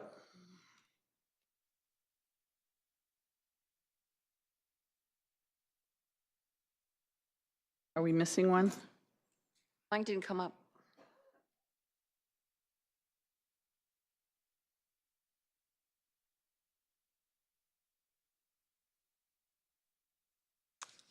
Is that unanimous? Are we all voting yes? That My screen passes didn't come up. unanimously.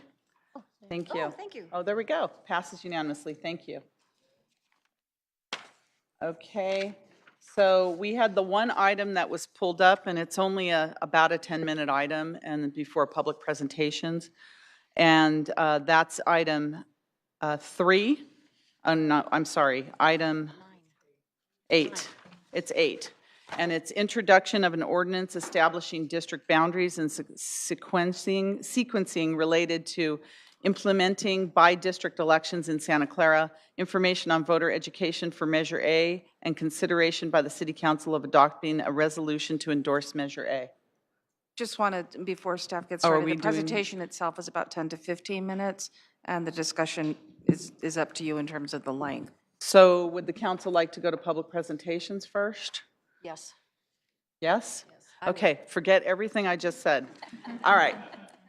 Public presentations, and I have to say something first. Is there any member of the public that would like to make a public presentation that is not about downtown Santa Clara? If so, please come forward. We're going to hear those because some of us on the council have to recuse ourselves for the downtown Santa Clara presentation. So if this is not having to do with downtown Santa Clara, thank you. Okay, Welcome. hi, thank you very much.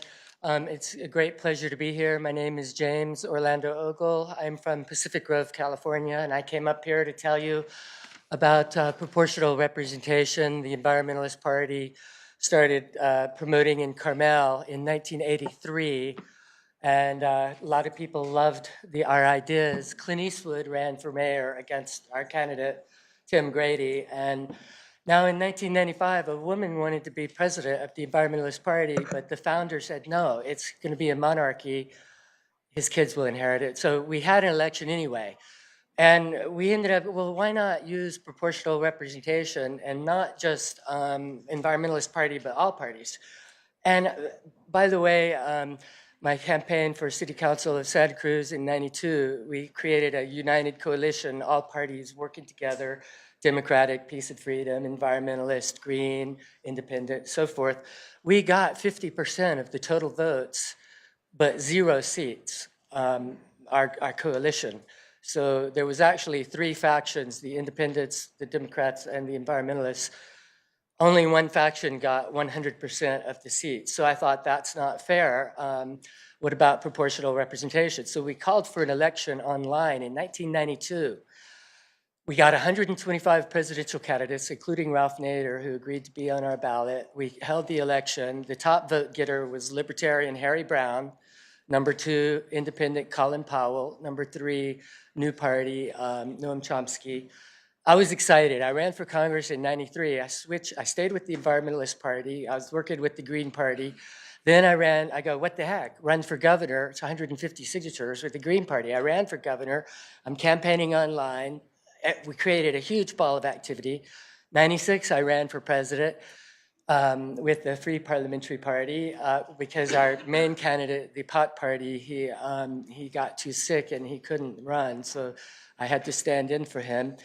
Now, in '97, we had this huge ball of computer scientists around the world. One fellow joined the conversation. He asked about my name, initials, my email address, Jugal, James Orlando Ogle. He goes, typed in the question, what is a Jugal? I go, well, somebody replied, I don't know what a Jugal is, but a Google is a number. So they spelled it like my name. Oh, that's interesting. Okay.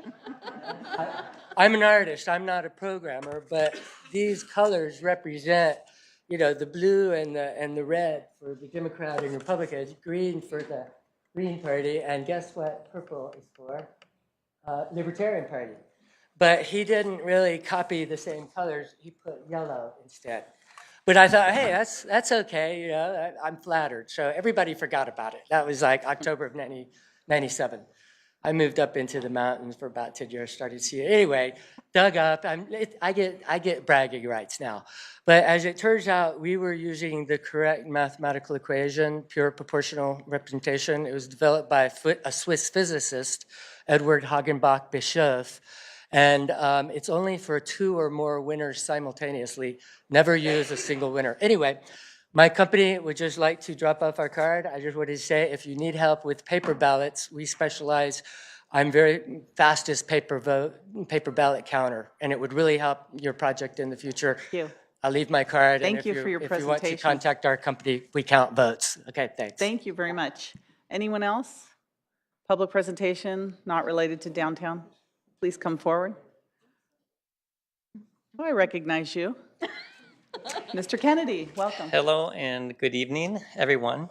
Thank you for moving public presentations to the beginning of the meeting. That's a great improvement from my That was days. from the governance committee. Okay. Well done. Well, as you know, I served on this council some time ago, but my day job then and now is as an attorney. And I'm here tonight just to speak out on the attempted recall of Aaron Persky, which has an impact on the judiciary, and just wanted to give my perspectives about that.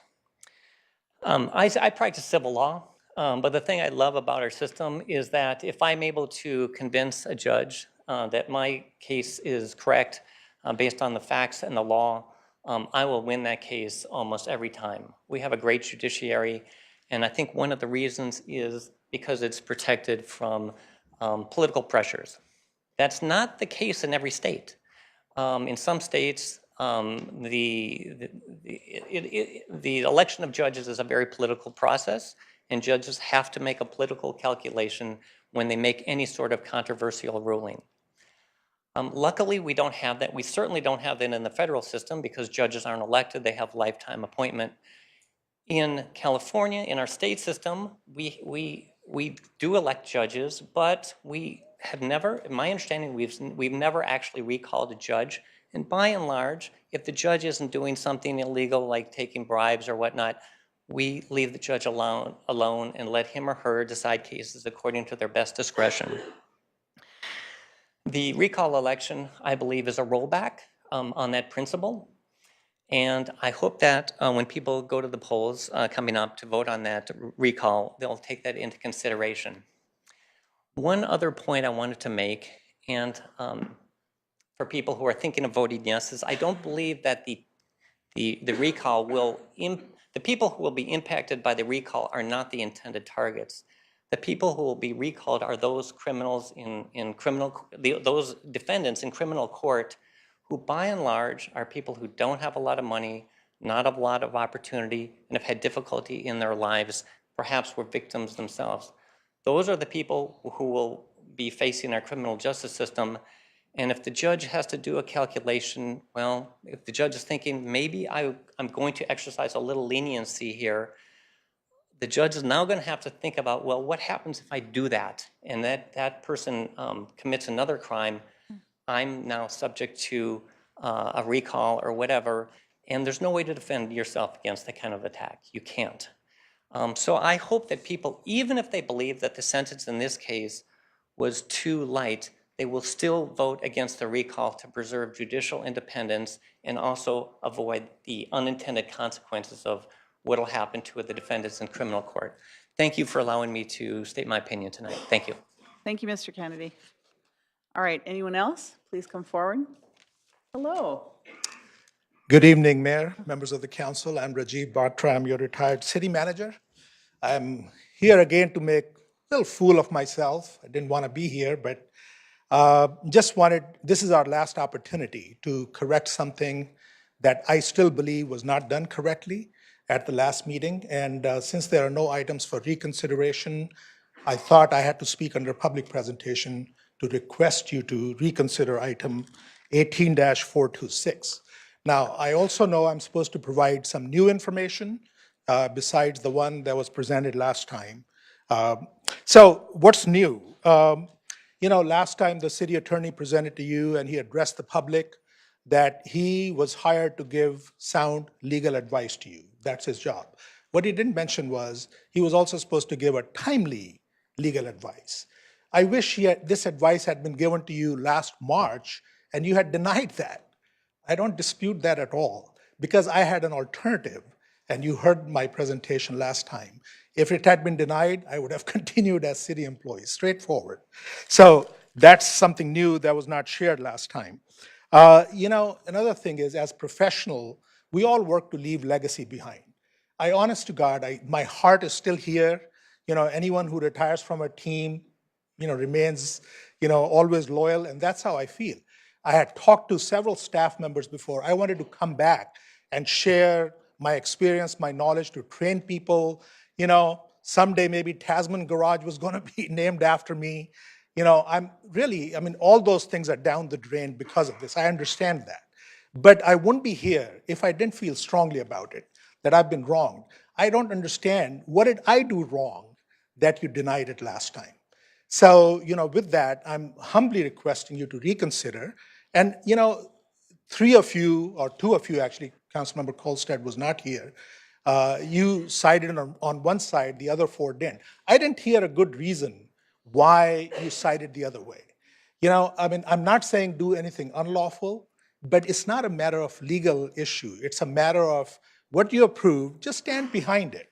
We can find a solution. It can be an easily win-win solution. I didn't retire just to get stressed in this. People retire to do things that they're passionate about. In my case, everything has been put on hold. And it's been so stressful just because of this small issue. So I'm humbly once again requesting you, I'm feeling very little and low right now, but I'm requesting you to reconsider. Okay, so I understand, Mr. Batra, that you filed a claim against the city. I just, So, city attorney, can I ask, because I don't know how we proceed on this, Well, I based think on this fact today or Mr. yesterday? Batra has made a request for reconsideration. You can, under the rules, someone who voted against his request the last time would have to make the motion. And then if the motion were successful, then it would be considered at your next agenda, the substantive issue. However, I would caution you that since the claim has been filed, any statements you might make in public in terms of discussing his claim could be against the interests of the city. So I would suggest that although you may, if there's somebody who wants to make a motion, they could do that. If you don't want to make a motion, you don't have to. And if you want to discuss making the motion, don't discuss any of the substance of the claim, please. Okay, so taking that advice, City Clerk, do you have the council members that voted to deny that would be eligible to make a motion? Yes, To Councilmember reconsider? Davis, Councilmember O'Neill, Councilmember Watanabe, and Mayor Gilmore, but you wouldn't make a motion.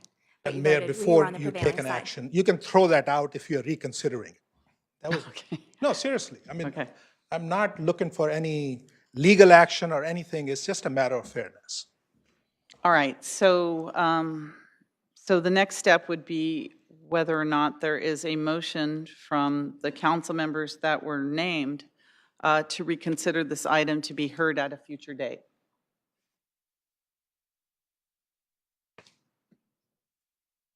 Okay, seeing none. Thank Sorry, you. Mr. Botcha. Thanks for considering. Thank you.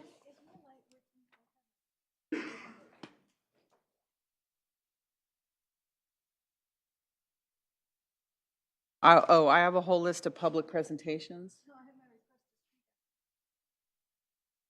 I'm sorry, I didn't get it, so go ahead, please.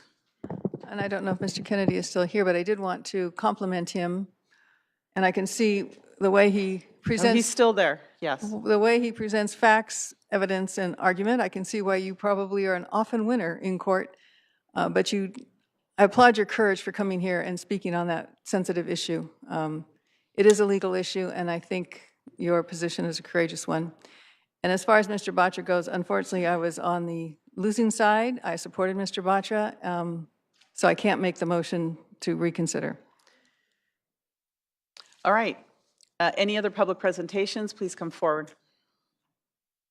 We're getting there downtown, we're getting there. Evening. I have a Good evening.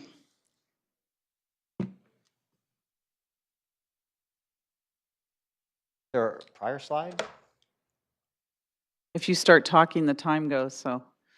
Is that the first slide? Yeah, okay, yeah, thank you. Good evening, Mayor and Council. Before I get to the slides, I would like to make two announcements. First, Catalyze SV is holding our first visioning workshop for the Kiley site on June 9th. You'll get noticed, you'll get an invite to that. Hope you will attend. It's the first time we're actually going to do a site walk. The second thing I invited the council and staff to is the Teachers Village and More Forum, May 29th. That's you have a Stadium Authority meeting, so I know you can't make that, but I hope you will stay tuned, and it's a critical element on how to do teacher housing in creative ways on school property. Okay, I'm using this time as kind of office hours for the council in terms of me being able to share information with everybody simultaneously. These first few slides, San Jose did a cost of development study session last week, a week and a half ago. We did a 3-hour and a 45-minute presentation. And Kaiser Martzen presented, ULI, Urban Land Institute presented, our notorious here, Charlie Long, was referenced in here for some of his material.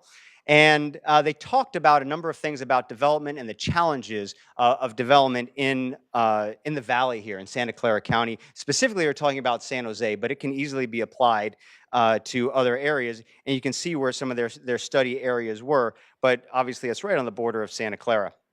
And the interesting thing to see on this particular slide is The big gray thing in the middle, those are the development costs. When you talk about, oh, our construction costs are going up, that's that big gray thing in the middle. And it's pretty nebulous what those are. Half of it's labor, half of it's materials. We're not really sure what that is yet. But one thing that I thought was really interesting is parking. This is a quote: "Parking is an anchor." That was directly said by, it was either a ULI guy or the Kaiser Martin person, that parking is an anchor ranging from $35,000 to $60,000 a space. That's pretty substantial when you talk about affordability. They did analysis. There was a bunch of things. Again, I'm not going to go through all these. I'm just letting you know what they looked at. But one of the things they showed here is in order for development to happen, rents need to continue to escalate and climb. And right now, that's where they are in order to be worthy. The $3,450, I just threw some numbers up there on what it takes to afford a $3,400 apartment. You got to make roughly $64 an hour, right? About 4 times what minimum wage is right now. And if you look at what the price per unit is, Summerhill just sold the place that is about $576,000 a unit over on El Camino to a New York firm today, or was announced today. Again, I'm not going to go through all of these things, but how can we look at reducing some of these costs rather than figuring out how to keep rents escalating? Because that's where the development community is thinking to land on how to develop projects here in the county. So I will leave you with that. Thank you for your time, and I hope that we can all work together in solving this. Thank you. Thank you, Mr. Vartan. And so he gets the claps, okay. Anyone else? Public presentation? Please come forward. Good evening. Hi. I'd actually like to thank Kirk for making the case for rent control more than anything else. So I think that was pretty awesome. I actually came tonight to address recent news reports, which I think need to be addressed. But first, I would like to say it is so nice to see so many women on a dais. It is so unusual, and that's really nice to see. So that's my first point. But the issue right now is that I'm hoping that on your next agenda, we will see some measure, some motion for censure, cloture, annihilation, whatever, I'm okay with any of them, because we just can't keep somebody on a city council, we can't have somebody running for board of supervisors, and we can't have somebody as a teacher who's a lech. And just in the time that the story's posted, more and more victims have come forward. They're telling their stories to media, they're posting their stories, they're sending their stories to other people who are posting it, and this person's on your body. And I know you're thrilled, I can see your face. So, I understand.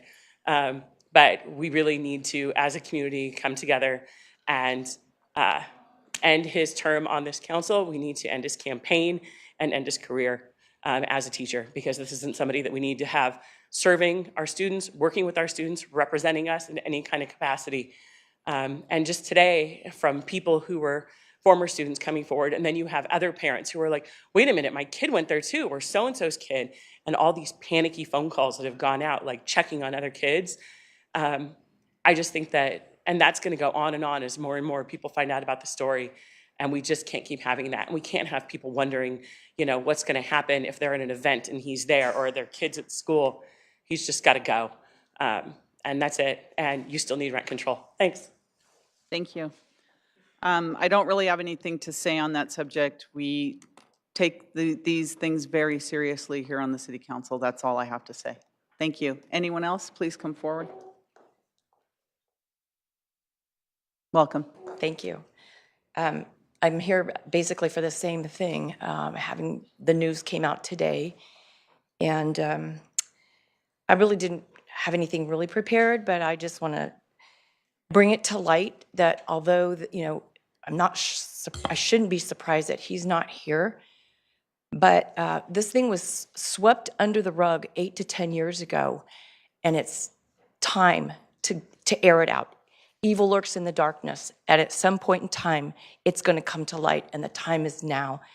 It made me sick to my stomach to have to call my niece, who was a former student of Councilmember Caserta's, to make sure that she wasn't one of the victims. Because I do, from personal experience, know how it feels to be taken advantage of by a person in power. So I am here to ask for his resignation. I don't know how that happens, but it needs to be done, and he needs to resign from his running for the District 4 Board of Supervisors. We cannot have somebody like that representing our city and our county. Thank you. Thank you. Please come forward. Welcome, sir. Thank you. I'm Reverend Jethro Moore II, President of the South Bay Silicon Valley NAACP. I want to let you know that I'm not a distant somebody. I constantly have conversations with Chief Challers when there's a problem with policing or something in this county. I've come before this board once before on other items. I currently come before you with grave concern. Your current council member, Serta. The allegations against him are serious, and danger to our children, and this board, this group, needs to take those accusations seriously, censor him, put him off to the side until we can find out definitely what happens. And then if there's some guilt actually found, he needs to be taken down and set down. He needs some professional help, and our job as a community is to come around him and see to it that he gets his help, that he's put someplace where he can do no more harm or danger to any kids or women. As part of the current movement with Me Too and with the women's movement and all this oppression and suppression that men have been doing to women for years, we cannot have it in this county or on this council. I thank you for taking these considerations under. Thank you. Thank you for your testimony. Anyone else?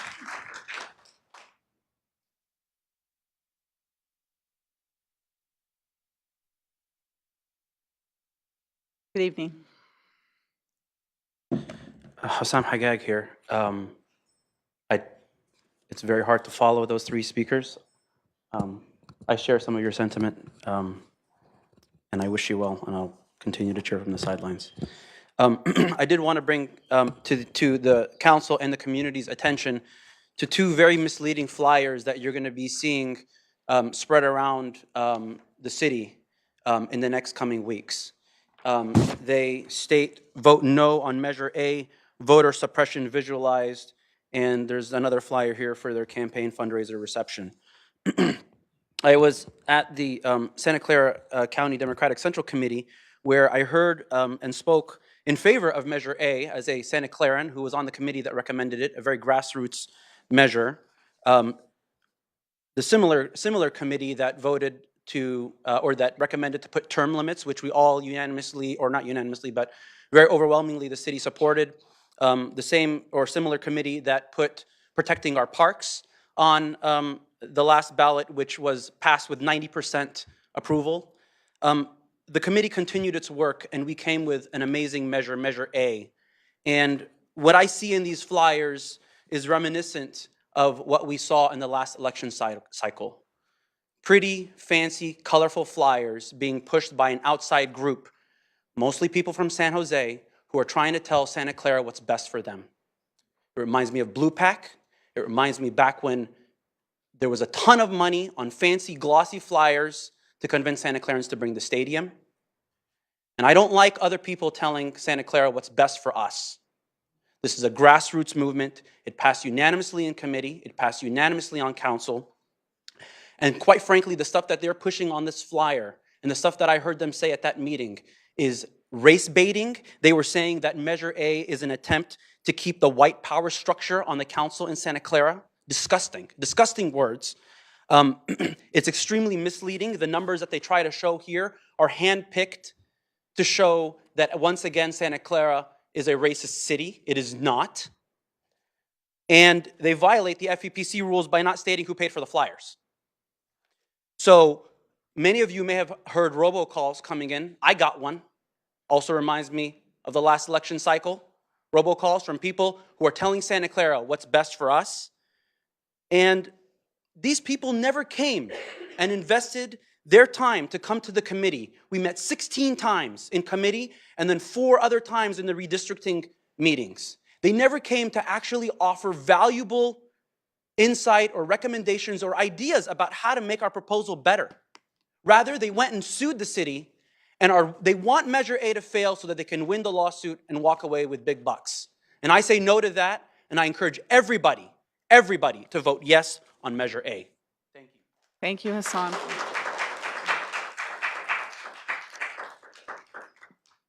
Any other public presentations for non-downtown?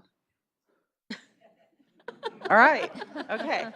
I know there's a lot of speakers that would like to speak on the downtown, and my office is located in the Franklin Mall, and so therefore I will be recusing myself from any discussions through the public presentation. So I'm going to ask Vice Mayor Kathy Watanabe to come and run the next portion of the public presentations. Thank you. Kathy, here, you use this.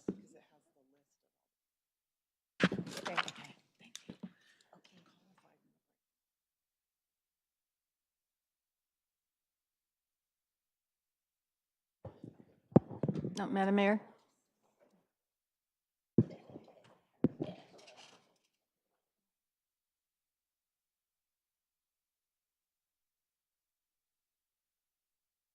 Oh, Madam Mayor, before you begin.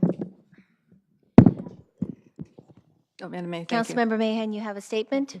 No, I have to recuse myself as well. My Okay. property that I own is directly across the street from our downtown redevelopment, or downtown development area. So that's Okay, what thank you. people are here for. Okay, I have a list, I have a speaker list, and what we will do is call up 3 people at a time, and if you would just line up behind each other. And the first 3 people I have are Gloria Goldsberry, Michelle Sandoval, and Dan Andresek. If you would come and line up, please, and you will speak for 3 minutes? 2 minutes, 2 minutes. Okay. Gloria Goldsberry? 3 minutes.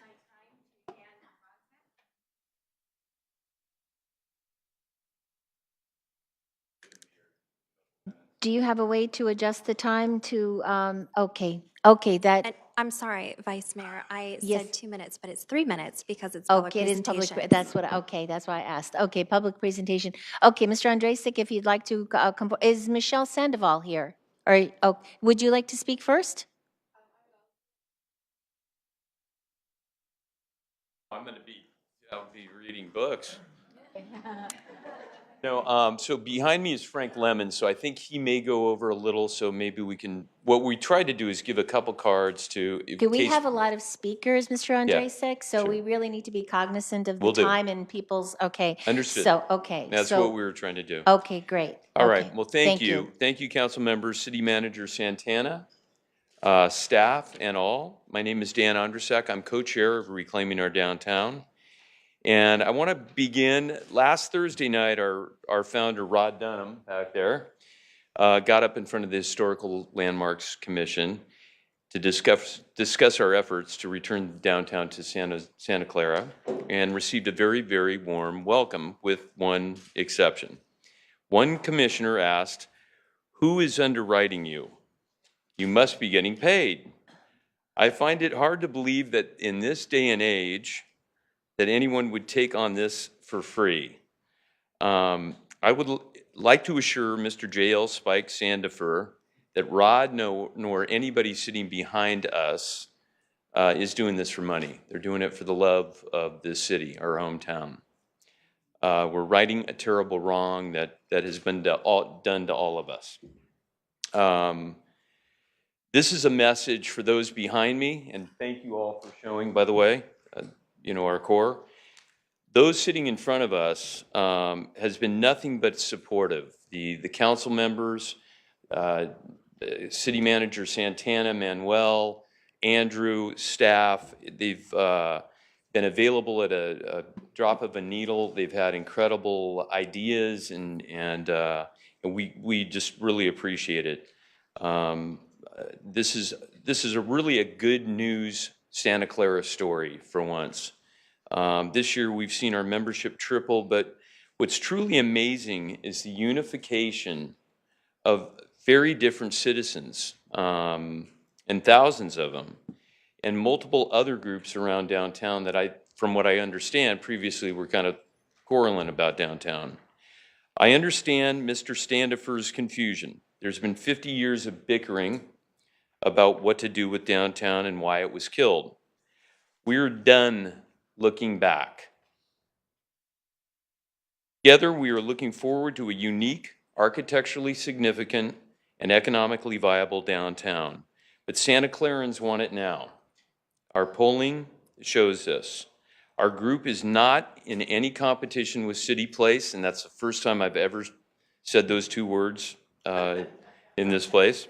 I'm not against it. I think it's synergistic. Just as long as they don't call themselves downtown. But They changed that, Dan. oh, did they? It's off the Okay, website. then we're at war. Oh, I'm at 26.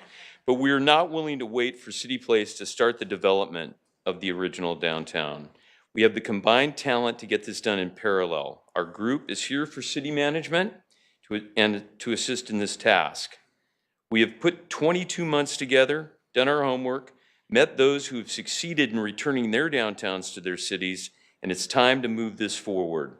It's time to return downtown to Santa Clara now. Perfect. Thank you, Mr. Andresen.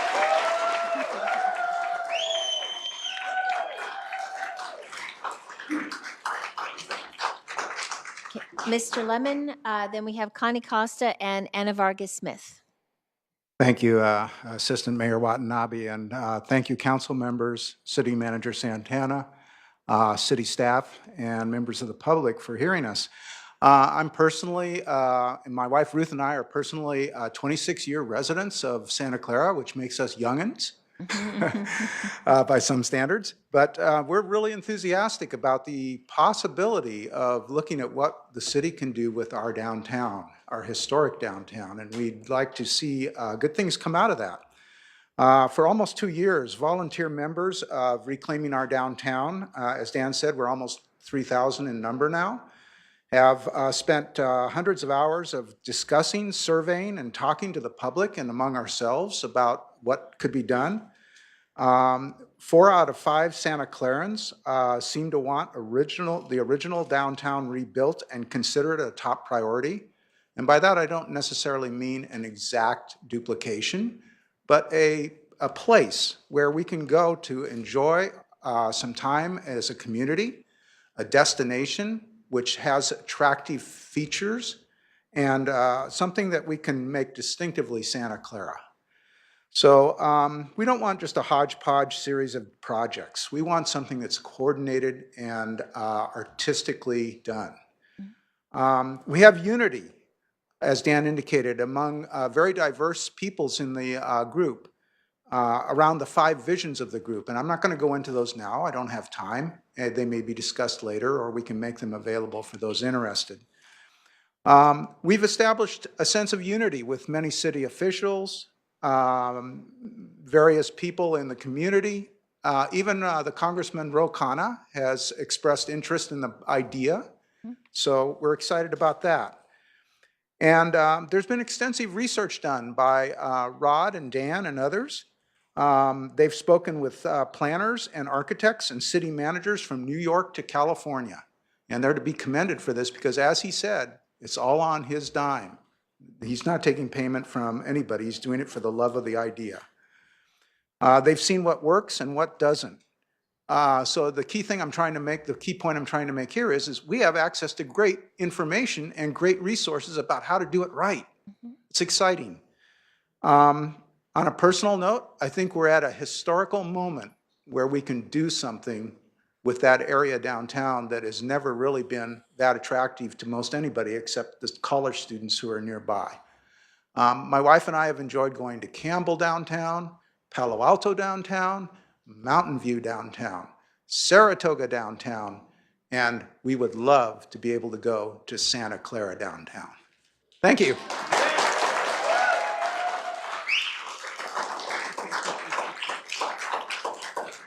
Okay, Connie Costa, Anna Vargas Smith, and Patty Allman, please.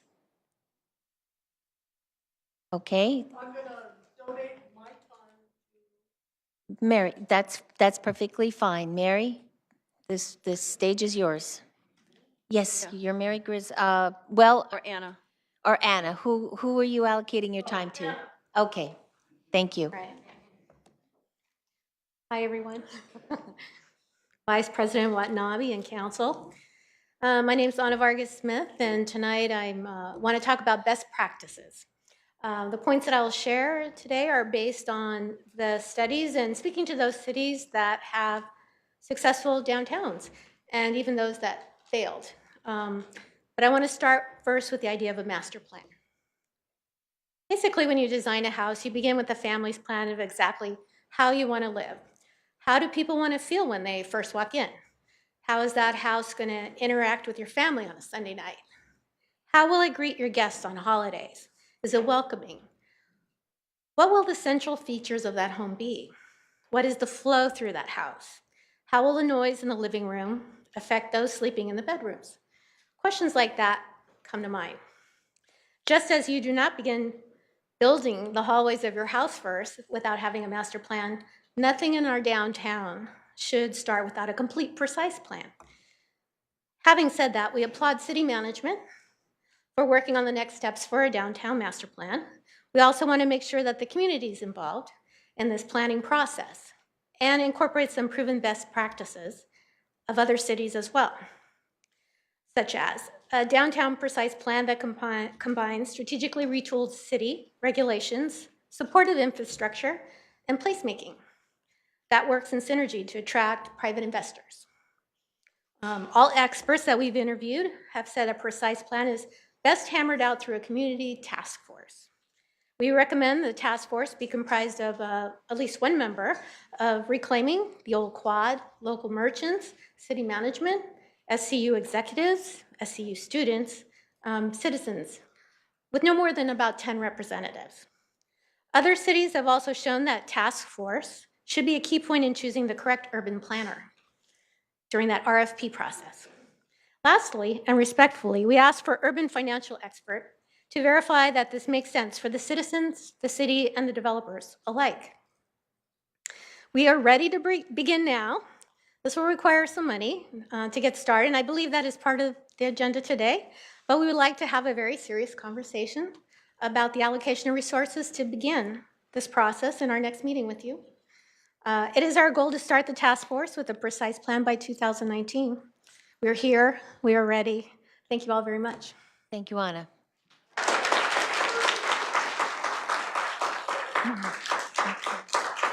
Okay, so Connie Costa, is Connie Costa here? Did she allocate her time? Okay, you've allocated your time. Great, okay. I have Patty Allman, Mary Grizzle, and Rod Dunham. Patty, Thank you. welcome. Thank you. Thank you, Vice Mayor and Council. The return of the exact grid is reclaiming our downtown's #1 vision. We are manically focused on the exact return of the original street grid. If we are going to get the outdoor cafes that we have seen in other cities, we have to have at least the original 75-foot width on Franklin Street. It also enables two-way car use with a turn lane. But again, to begin planning Franklin without knowing the precise plan is backwards. It is parcel by parcel planning of the past that has delivered the Park Central and the sparse retail buildings we now see. Here is an example from our research team. At one time, Mountain View Main Street, Castro Street was 80 foot by 90 feet wide with 8 feet wide sidewalks. 4-lane traffic created a speeding problem for pedestrians. In the 80s, the Mountain View planning team reduced the 4 lanes to 3 and widened the sidewalks. When the flex zones are used for dining, the total pedestrian width is 23 feet, nearly 3 times the original 8 feet. It creates a really comfortable outside dining experience with easy pedestrian flow between the cafe and the outdoor diners. Please go see it if you get a chance. They place trees close to the moving cars, which really helps to slow the cars down. All of these examples exist right now in Livermore, Redwood City, Lodi, that's where I'm from, Mountain View, and many other downtowns on the West Coast. They are beautiful and they are profitable for business owners. When we return to the next meeting, We have actual before and after photographs of how the Castro and main streets like it were redesigned for dangerous eyesores to slower, tree-lined, pedestrian-friendly places in which outdoor cafes thrive. It is all about the design, the total design. I have heard some rumors of changing the size of Franklin Street. I ask you, on behalf of your citizens, not to begin the planning of the streets until a precise plan has been established. Thank you. I appreciate all your time and support and hope we can bring back the downtown soon. Thank you. Thank you.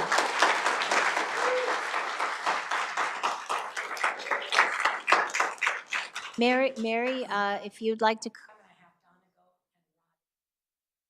Okay, Donna and Rod, if you would line up, please. And then Mary will come after Rod. Thank you, Vice Mayor Watanabe, council members, City Manager Santana, staff, and all. My name's Donna West. I'm a new 25-year resident and a 15-year woman business owner of the city of Santa Clara and a volunteer for reclaiming our downtown. And I do watch the city council meetings remotely. I'm a remote worker. Let's talk money. I help tech and other businesses in the next steps growth as they start. And I am a finance background. I love numbers. And with the budget coming soon, our team's research group has looked into other cities' downtowns, bringing in Palo Alto, which is another university town, brings in $250 million. Downtown Mountain View's revenues were $152.3 million in 2015. Los Gatos Main Street brought in $180 million in 2016.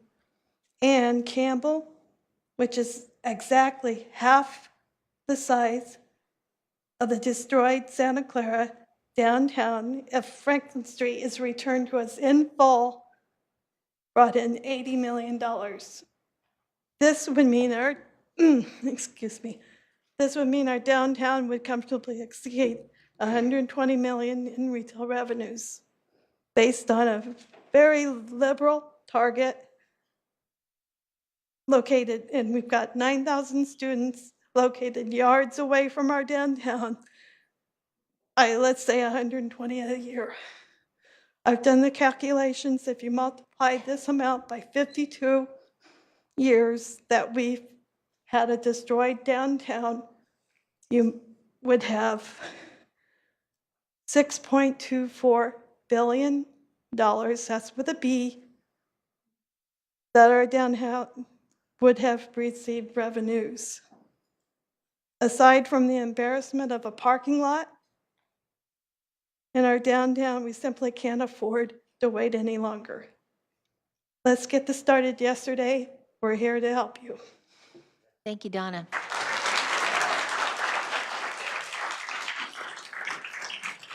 Good evening, Rod. Hi, nice how are to you? see you. Good evening, Council. Madam Santana, my name is Rod Dunham. I'm the founder of Reclaiming Our Downtown and co-chair along with Dan Ondrusek. Tonight, we formally request to get on the Council's agenda and discuss the funding and immediate implementation of the technique and best practices we discussed tonight. Your citizens have done their job. Our city is at a very rare point. We now have what we've never had: unification between groups that were previously at odds around 5 key visions. The unification of city officials, city management, council members about the importance of not only building a downtown, but doing it right. Forming a group of thousands of your citizenry that are focused on the return of the heart of this city. We now have survey results which show over 80% of Santa Clarans want their original downtown returned, and that no other project in this city is as important to them. We also have access to the state and nation's best urban planners and their best practices on how to create a truly unique downtown. In the next meeting, we want to go into details on potential upfront costs of the following: forming and guiding a community citizen-driven task force. The task force ability to recommend the city management a proven urban planner for the job during the RFP process, the formation of a downtown precise plan, the implementation of form-based code to deliver the results based on the precise plan and cut the red tape so developers are on board. We want to see downtown built. This is now the time. Santa Clara has a perfect mixture of a strong city management team and a very well-educated, motivated group of citizens. Our core team stands ready to be your bridge in assisting this to happen. Our citizens have waited 50 years. We all owe them this. For these that are here now and in the memory of those no longer with us. After tonight's meeting, we ask for a first available spot on council's calendar and take the next needed steps to begin this downtown precise plan. Your citizens are ready, ladies and gentlemen. Santa Clara is ready. 55 years, we're ready. Let's get this going. Reclaiming our downtown members and your citizens greatly appreciate this. Thank you.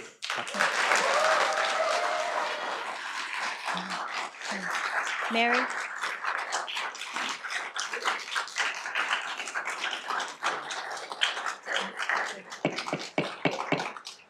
I would like Anna to speak on behalf. There were two Anna students. has already spoken, Mary. Anna has already spoken. I know, but Anna has letters from two students that were given to her by the university.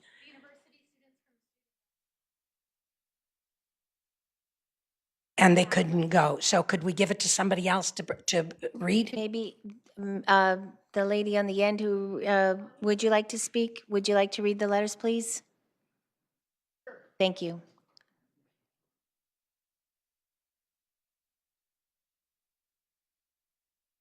Okay, there you go. That's good. And what is your name for the record again, please? Connie Costa. Thank you, Connie. So this is the first one, and this is the second one. Okay, I just need the first one, so where is it? And this is her statement as student.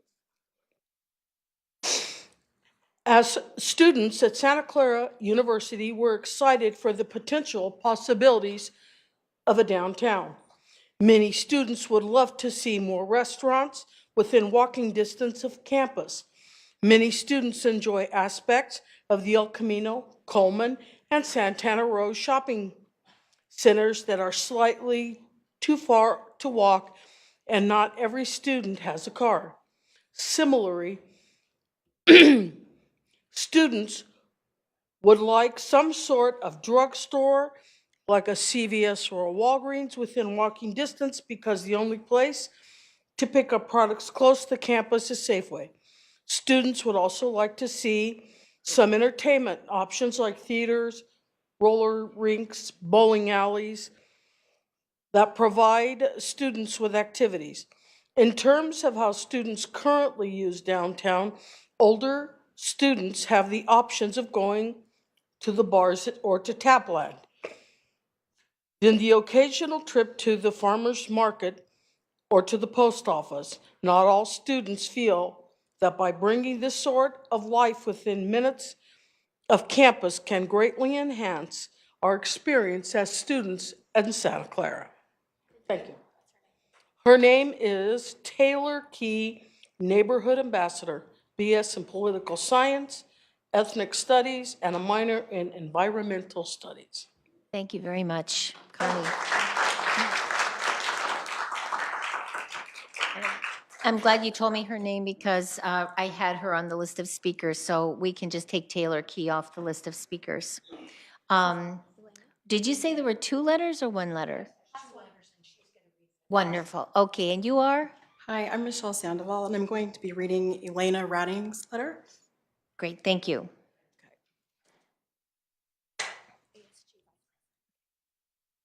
Ask any Santa Clara student about what we love about our university, and one of the first things we'll tell you is our beautiful campus.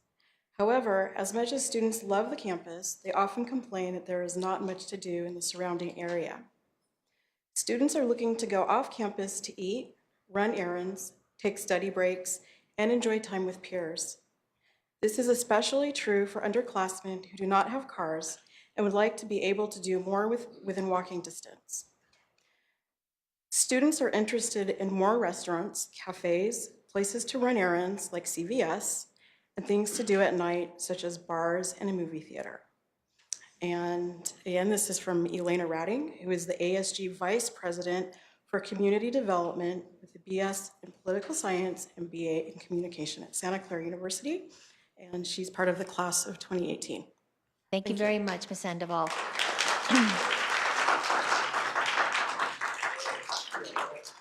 Mary, it's your turn. I know. And Vice Mayor and staff, the reason why I have to speak last is because today I'm not speaking on behalf of reclaiming our downtown. I'm speaking on behalf of myself. My name is Mary Grizzle. I'm a core member of Reclaiming Downtown, but tonight I speak for myself and myself alone. A couple of people are going to faint here, but I want to point something out on the record. Prometheus is not the bad guy of our downtown. This group did not invade what was downtown and build Central Park. We, the city of Santa Clara, approved the plans. In the 80s, the downtown had already been destroyed, and Prometheus simply brought land which had been barren for decades. They built apartments, and as promised, they are happily collecting rents. Again, legally, they are not obligated to do anything else. However, as a citizen of Santa Clara since 1957, I find an obligation to speak up. What follows are my personal observations and an ask of the Prometheus Corporation to also help the city of Santa Clara, which has given so much to them. As I calculated, Prometheus currently has 10 apartment complexes in the city of Santa Clara, which bring in nearly $97 million a year. And if they get the Viso property, this should put them well above $100 million a year. Just off Santa Clara. This is a major part of their total sales. Yet, look as I may, I cannot find much of anything donated back to the city by this company. Let me add again, the company is not obligated to do anything. But in my opinion, it is not nice to have, in quotes, to be a good corporate citizen. It is a must. For example, the Sobratos have donated $100 of millions of dollars within the city of Santa Clara, creating jobs, expanding education, and bettering the community. While the Sobratos do a lot of business in Santa Clara, they pay it forward to us in many ways, donating to Allern, the Bill Wilson Center, the Pacific Autism Center, and Via Rehabilitation. In 2016, the Sobratos donated over $50 million to Santa Clara University, and on January of 2017, donated a record-breaking $100 million to build Santa Clara's new STEM building. Santa Clara has been very good to you, Prometheus. If you're here, I don't know if you're here or not, but they have been very good to you. You are an integral part of this downtown plan. My personal ask of you is that you find it in your heart to give back to a city that has given you so much. I want to ask you to return Franklin Street back to the city so that the heart and soul of Santa Clara, its downtown, can be complete. It can't be done without Franklin Street intact, but it can be accomplished if you become the hero in correcting a wrong that was made so long ago.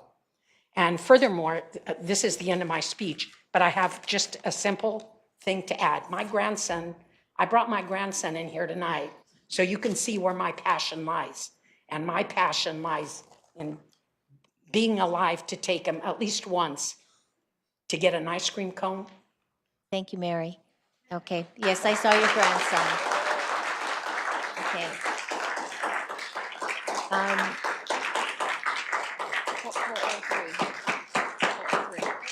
Linda Mello, I have Linda Mello, Irene Kimura, Kern, and Judy Harden. Are they here? Okay, thank you very much. And are you Linda?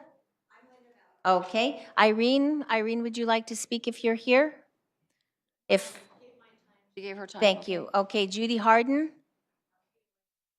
Great. Okay, then we are all done with the speakers. Is there anybody else who hasn't spoken or turned in a card that would like to speak? I see Kevin Park coming forward. I have a feeling he's going to speak. So Kevin, welcome.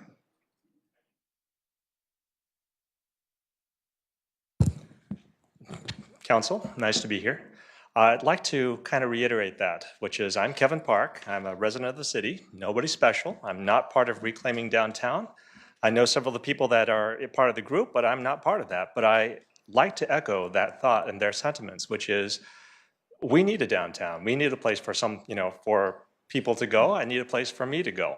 Now that I'm married and have a daughter and beautiful wife, I really want some place that I can go to that's in this city and not have to go to Sunnyvale or Campbell or, all the other places, Saratoga, Mountain View, Palo Alto.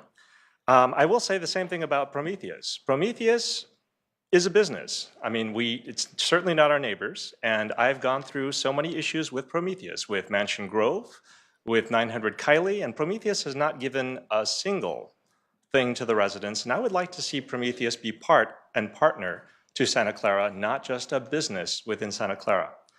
I also don't want to see any of the historic downtown visions or ideas come at the cost of the rest of the city. And I think that this is one of the big things that we need to understand, which is all of the things that were said about historic downtown actually relate to El Camino and other places, including North Santa Clara. And the same parcel by parcel planning that other people have railed about has hurt the city, has been detrimental throughout Santa Clara, and these are the kinds of things that need to stop. I have heard city council people say that retail is dying. Sure is with that attitude. At some point, we need to show that we support the businesses that were here and the businesses that could be here in a way that makes them successful. I go to downtowns, many different places, because I want someplace to go. I don't want to eat the same place every single day. And I'll say this, those downtowns are not successful because only the residents of those cities go there. I think that they're very successful because people outside the cities also go there, right? I know a lot of the people that go to those downtowns, they don't use up parking because they walk there or they take public transit. In fact, Palo Alto is perfect. It has great public transit. You never have to drive and park there, but they have a lot of parking. And why is that? It's not for the residents. It's for people like me who bring my money from Santa Clara and go someplace else to spend it. And I think that this is also very important for any successful downtown, which is we do need transit and we need parking so that not only residents can go there and residents can go there easily, but also people outside the city who can bring their money to this downtown and vote with their wallets that, on which downtowns are good, successful, and worthy of their money and time. Thank you very much. Thank you, Mr. Park. I'm going to ask you one more. Anybody else? Otherwise, we will bring the conversation up back here to the dais. Okay, council members, do I have any speakers that would like? No. Okay. But so- you wanted to. Yes. Yes. Okay. Under public presentation, thank you all for coming. The passion is with you. And I love you all you guys, because you need that downtown. And when I first moved to the city, I could not believe there was not a downtown. But we can't really take an action. The only thing I can do is refer to staff back for a study session, because there are only 4 of us, as you see up on the dais, that are allowed to hear you. The other 3 are not allowed to. So I will ask staff to have a study session set up as soon as possible. Also, to acknowledge and put together your task force at that next meeting, and any other issues that you would like to speak upon on that, So that way your voices will continue to be heard. I know we haven't had a meeting on the downtown revitalization. We had some streamlining going in effect, but if I refer this back to staff, I hope that that will help in your fight, because I want to help you fight, but I think that our staff has a passion for this. They are behind it. You have all stated that very well. You understand that we are doing the best that we can. I know we would like to have it yesterday, because I know that championship of parades, every time I see Rod, that's all he talks about. But anyway, you want to bring back what you had, and we're going to try to get it for you. So it's not a motion, but to refer back to staff to get your meeting for a study session. It will be with the four of us in this room, open to the public, and we can get everything done that you have asked for. So I hope that will satisfy, and thank you all for coming.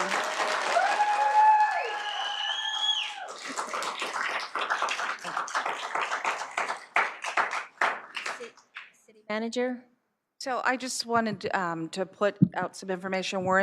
We just started our budget review today, starting with the capital plan study session. We will be releasing the operating budget by Friday. The council will then deliberate on the budget beginning on May 22nd, but included in the budget, the proposed budget, is $400,000 for a precise planner for master planning the downtown.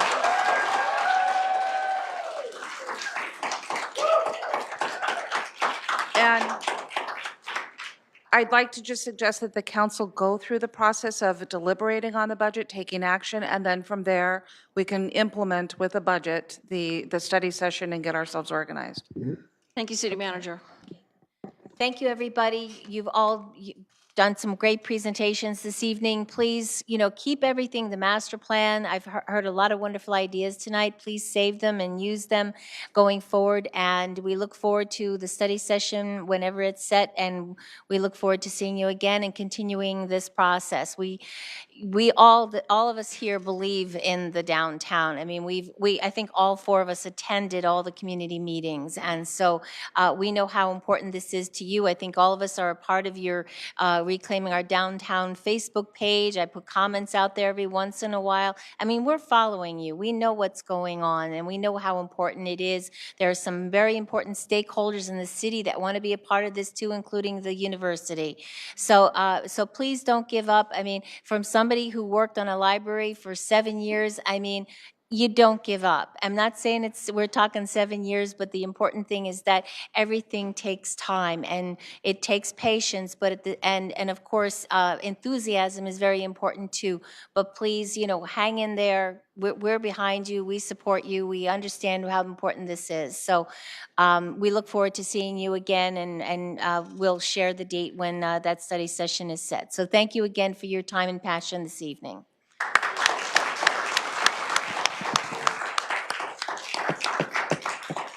With that, I'm going to call a 5-minute recess. Thank you.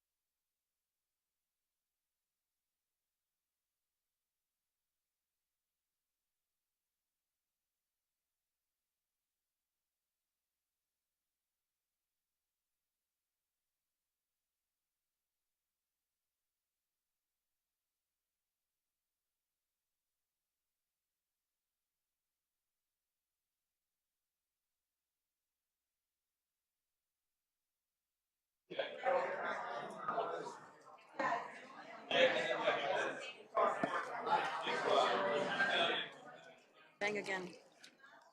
I'm listening to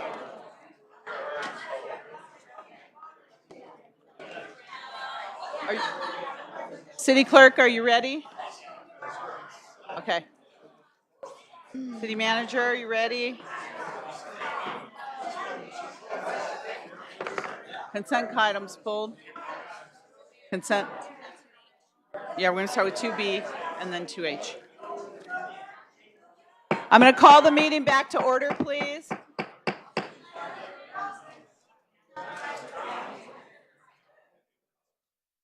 The next item on the agenda is going to be the consent items that were pulled for discussion. The first is item 2B, was pulled by Councilmember Davis. It's bills and claims report. Councilmember Davis. Oh, thank you. I think, City Manager, I had a couple questions on this. And, oh my gosh, let me get to my page numbers here. Thank goodness for highlighters. Oh, oh, come on. Sorry, Angie. I'm ready. I know, but I'm just, I am so sorry. Except I forgot my glasses. Take a little. Go ahead. Okay, you got time, babe. I am so trying to find this highlighted stuff here. Okay. There's too many pages. Now.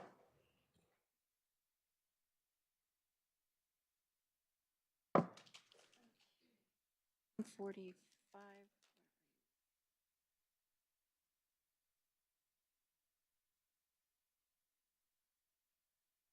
Oh, please. Oh. Okay. On page 131, I finally found it. We made a payment to the Santa Clara Chamber of Commerce for $121,800. It says agreement for operation, and I thought that we didn't have a contract in place. So I was just curious how we made a payment. I mean, I don't know. Because it says that you made the payment on 4/12. It said April invoice 2018. There's nothing on there. Description, agreement of the operation of general fund and $121,800. So I'll have to look that up because I don't, even if I find it, I'm not going to have the backup in front of me, but I can get that answer for you. Get back at another meeting. Yes. If you can. And then the other one was on page 145. California Highway Patrol, I know you've been trying to say that it goes to the general fund and it goes to the Stadium Authority, but there's 4 items on here that were dated 12/1/17, 12/17/17, 24, and the 27th. All of these things came out of the general fund again, and it's like $81,000. So how are we're not there yet with this transition of getting it into the state, because I don't remember this being on the Stadium Authority payment.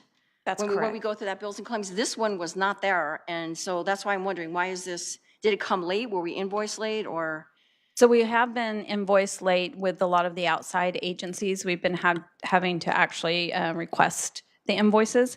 But what you'll see on the Stadium Authority side is that the payment to the city, because we reimburse the city for any costs that the city pays. The highway patrol contract is with the city of Santa Clara, so not the Stadium Authority. Okay, so how long is that process going to take where we can get everything on that Stadium Authority agenda, or I mean on the bills and claims, sorry? So I don't know if that contract will be changed to the Stadium Authority or if it's going to stay with the city. That's something that we'll have to work on.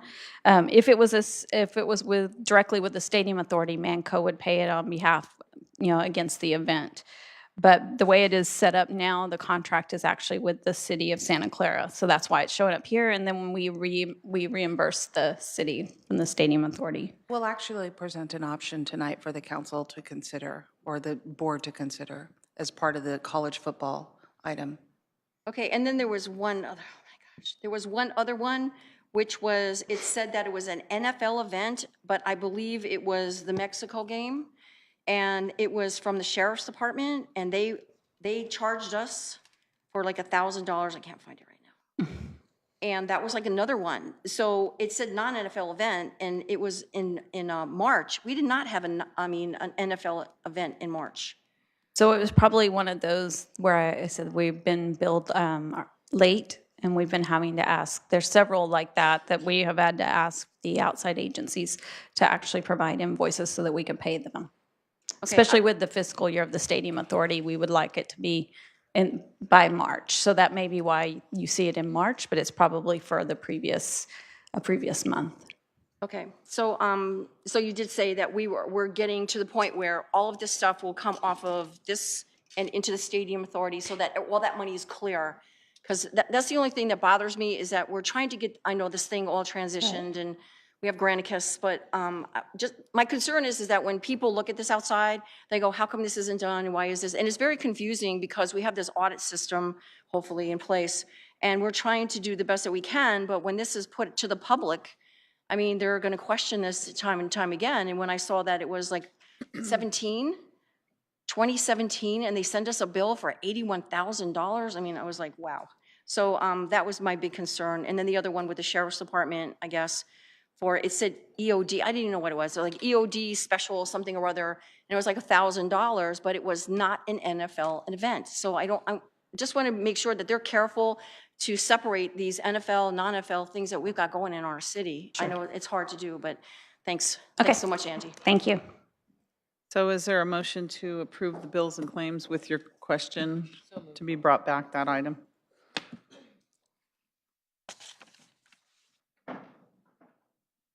So there's motion and a second. Please register your vote.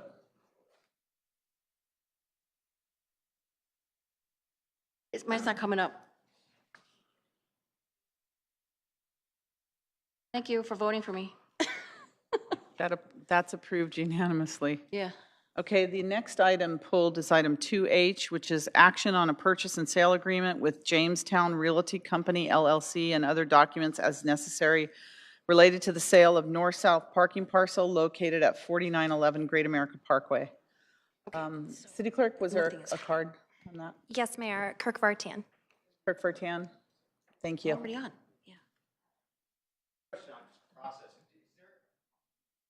Is there ever an opportunity to hear like a staff report on an item that's pulled before I make public comment like any other agenda item? Because my comments might change based on the information that's presented. And I asked about that. I don't know if Jennifer or the city clerk had an opportunity to look at that, but I just asked from a process perspective because I just wanted to hear information around that item before it was approved. Okay. Would that be all right? Or, I don't know. We can talk about that because I had another member of the public that asked and requested this item be pulled, and I had questions myself on this item. So I know we can hear about it, and then I was actually going to recommend that we send this back to staff and get some additional information on this because on the face of it, it's about 12 acres being sold for $5.1 million of parking lot of Great America, which is about $400,000 an acre, which is extremely low. You can't even buy farmland for that anywhere in Timbuktu. So, so there's a reason for it, but I still have a lot of questions. So why don't we start with the staff report on this?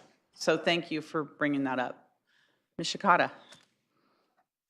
Good evening, Mayor and members of the City Council. What we have before you tonight is a request to approve a purchase and sale agreement. This property, the north-south parcel, is one of the former redevelopment agency parcels of land that we are required to sell by state dissolution law. So we have been in the process of selling 6 pieces of land. This is the third one. The first one we sold was the Great America off of Great America Parkway, the Santa Clara Gateway Parcel 2. The second one we sold was Santa Clara Hilton parcel, and this was the third parcel that is for sale. The other 3 parcels that we will eventually come back to council for as a successor agency would be the Great America Theme Park parcel, and then the Hyatt, and then the Tech Mart parcels. So the process we've been undertaking in the sale is that we've hired a broker. We've commissioned a broker, that's East Still. And what East Hill has done is making an assessment of the overall value of the parcel and then tried to target the potential buyers for that piece. On this particular piece of property, however, although it's larger, it's about 9.4 acres, it's encumbered by a number of agreements. So right now it's being used as parking for Great America Theme Park principally. The theme park has also assigned some of its rights or sold some of its rights to the stadium and the 49ers to use for parking for stadium purposes. So under those agreements, the owner of this parcel, the new owner, will get an income of approximately $30,000 a year. And that income stays in place until the theme park lease is over, which will be in 2074. So in another 50 some odd years that they may be able to have the opportunity to gain some revenue and to redevelop the property. So when East Hill looked to market this property, it marketed it to those people that might be generational investors. So investors, potential investments for their grandkids or for the 2 or 3 more generations, because there is no ability right now under the existing agreements for a property owner to go and market the site and for development purposes to reap some monies. That what they're going to get is about $30,000 a year for the next 50 some odd years. So what the process was then after our broker went out and tried to look for potential buyers for the site, we had about 30 potential buyers. We were able to get 5 proposals in from potential buyers. And that first round of bidding, the prices ranged from about $1 million to $2.25 million. We went out for a second round of bidding and asked for increased prices and tried to get more competition going. And then we had 2 bidders at that point in time, and then we went back out for a highest and best. So this price here was the highest and best offer at $5.15 million, and then the next best price was at $3.3 million. So again, this was what the private market was saying was the value of the property given all the restrictions on the land. So did we have a chance to make an offer on the property? So the city did not make an offer on the property. It was, we were a little conflicted just because we staffed the process. But no, we didn't make an offer. So, and that was one of the reasons I wanted to send it back, because I wanted to see what the appraisal was, how they appraised the property, because the way I look at this, that let's say the theme park decides to no longer be a theme park, and then that's, is that the only restriction, that there's a 60-year lease on that right now? That's not permanent, and that could be changed next year. So that's why I want to see how they actually appraised the property, and wanted to find out if we would have an opportunity, because we know the city of Santa Clara is going to be here in 60 years, and that was our property, and what was our opportunity to buy it back, especially at this price. So I don't want to put you on the spot right now, so that's why I would like the council to ask this to be continued for a week so we can look at what our options may be on this side. And maybe it comes back and we don't have any options, I don't know, but if I'd like to pursue it further, because on the face of it, I'm sorry, I made a mistake, 400,000, it was 542,000 an acre. Right in the center of what's possible there that's a ridiculous number. So I think it was probably appraised on what the value is at the moment as a parking lot versus what the highest and best use would be a commercial development on that property. So that's, I'd like to really see, because at the end of the day, even if it is sold, it's public property and it shouldn't be sold for less than market value. So I'm going to ask the council if someone please make a motion. So moved that we continue. Second. Motion second. Thank you, Ms. Shikata. Thank you for that history. Any other member of the public want to speak on this? Mr. Vartan, did you want to ask your questions now? Yeah, thank you. Just in case I don't make it to next week's meeting. You kind of put the dot on the I by what you were talking about in terms of what it can be. It's not like it's deed restricted. It's just deed conveniently not usable right now. But if Great America, like you said, wants to say, oh, you know what? Yeah, we can let that parking lot go, or we can do X, Y, or Z, or we'll figure something out in 3 years, 5 years. Maybe the council changes and it's a little more friendly to other things. Who knows? Could be. But the reality is I don't know if anybody, I don't know how widely publicized this was. This is the first I had ever seen this. And I was surprised to see that a large parcel like that would kind of on the consent calendar, which kind of just off it goes and authorize the sale. So that's why I wanted to ask to hear something before I made comments, because I honestly, I looked at the report and I didn't understand it. And I'm sorry. No, go on. No, I just wanted to say it could be, we may not have a lot of ability to do a lot of things because it's redevelopment property, but at least I want to explore it because looking at that value being so low. Yeah. I'd like to get it back in the city's name. You're redeveloping that area. Right. Stadium's there, City Place is there, or almost there. Kylie's coming right around the corner. This is like, a stone's throw, literally from the top of the building at Kylie. It could probably land in that parking lot. So it's something like, this is, like you said, the city's going to be around a lot longer than Great America will be. And you talk about generational viewing, that's what the city's business is generational planning. So I just really hope that you take a serious look at that and, I don't know, whether it's $1 million, $2 million, $5 million, whatever, it's 9 acres. So anyway, those are my comments. Thank you. Thank you very much. Anyone else? Please come forward, and then I'll go to the council. Welcome.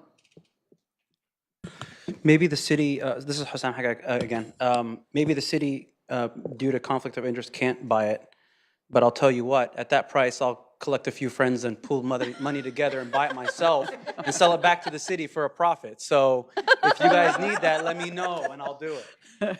So thank you. Entrepreneurial spirit here. Yes. Anyone else? Okay, Councilmember Davis. Those were my sentiments also, because I thought that the city, we have a land reserve fund, and to me, I thought that we had the opportunity to buy back our land. I mean, this was redevelopment, so that's why I was kind of confused that we weren't in the bidding process to buy back 9 acres. I mean, we were taking the convention center back on, and I know that if we had the money, we would have bought back all of our land if we had a huge land sale reserve, but I would really like to know how come we weren't in the bidding process. I mean, I just kind of thought that was odd, but I just really would like to refer it back to staff and get some answers. Thanks. Vice Mayor Watanabe. Yeah, thank you, Mayor. Yeah, I had actually attended the Oversight Committee meeting that day when this item was being discussed, and I was, and I recall that, it was the person that was going to manage the property was there and talked about it, and I went back to follow up because I had the same questions myself, and I looked to see if there'd been an oversight committee meeting since then, and there hasn't been, and there are no meetings, there are no minutes, there was no video of the meeting as well. They used to videotape the oversight committee meetings in the past, but there was nothing to back up, to any point of reference, to how did we get to this purchase and sale agreement, or that anything that would direct it. So I had questions as well. So I agree definitely, to refer back to staff and get some more information. Yeah. Thank you, Councilmember Mahan. Thank you, and I do appreciate this item being pulled because it is an important issue. Anytime the city has an opportunity to, well, in this case, repurchase land that we once owned, and encumbered by a lease, this may be a fair price. I'm not arguing that point.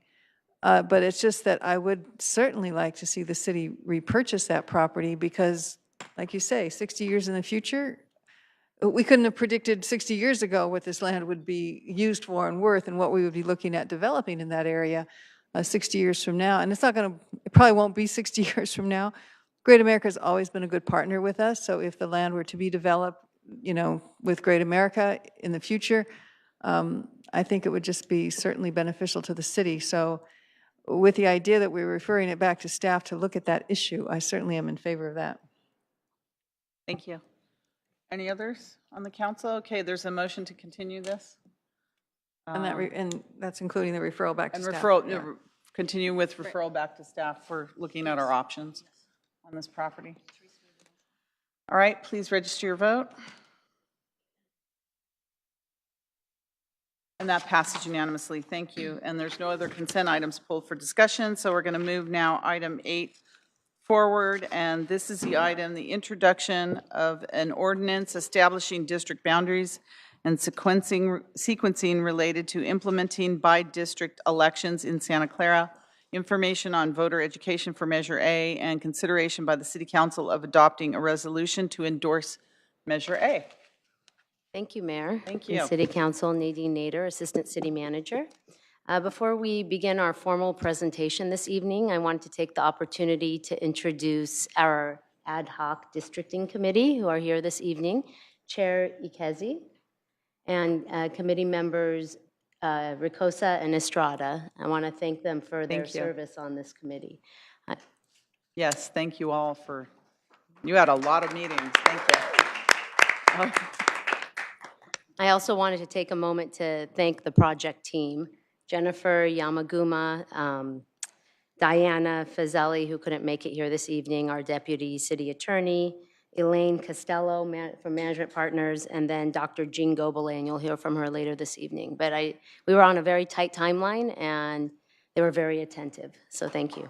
Thank you. So this evening, we'll be covering 3 main topics. Ordinance adopting the map defining the 2 council districts. We'll review our voter education and outreach plan for the June 5th special election. And then the council may want to consider a resolution endorsing Measure A. As background, the concept of council districts has been a community-driven initiative for many years, and in Santa Clara has been discussed among local residents. This all led to the council appointing a 13-member charter review committee on April 11th to evaluate the city's at-large by-seat election method. On December 5th, 2017, the council approved the various charter review committee recommendations that are on the ballot. On January 30th, the council adopted resolutions to call the special election in June, and they also approved the appointment of the ad hoc committee. And then finally, on March 6th, the council approved the Measure A ballot measure.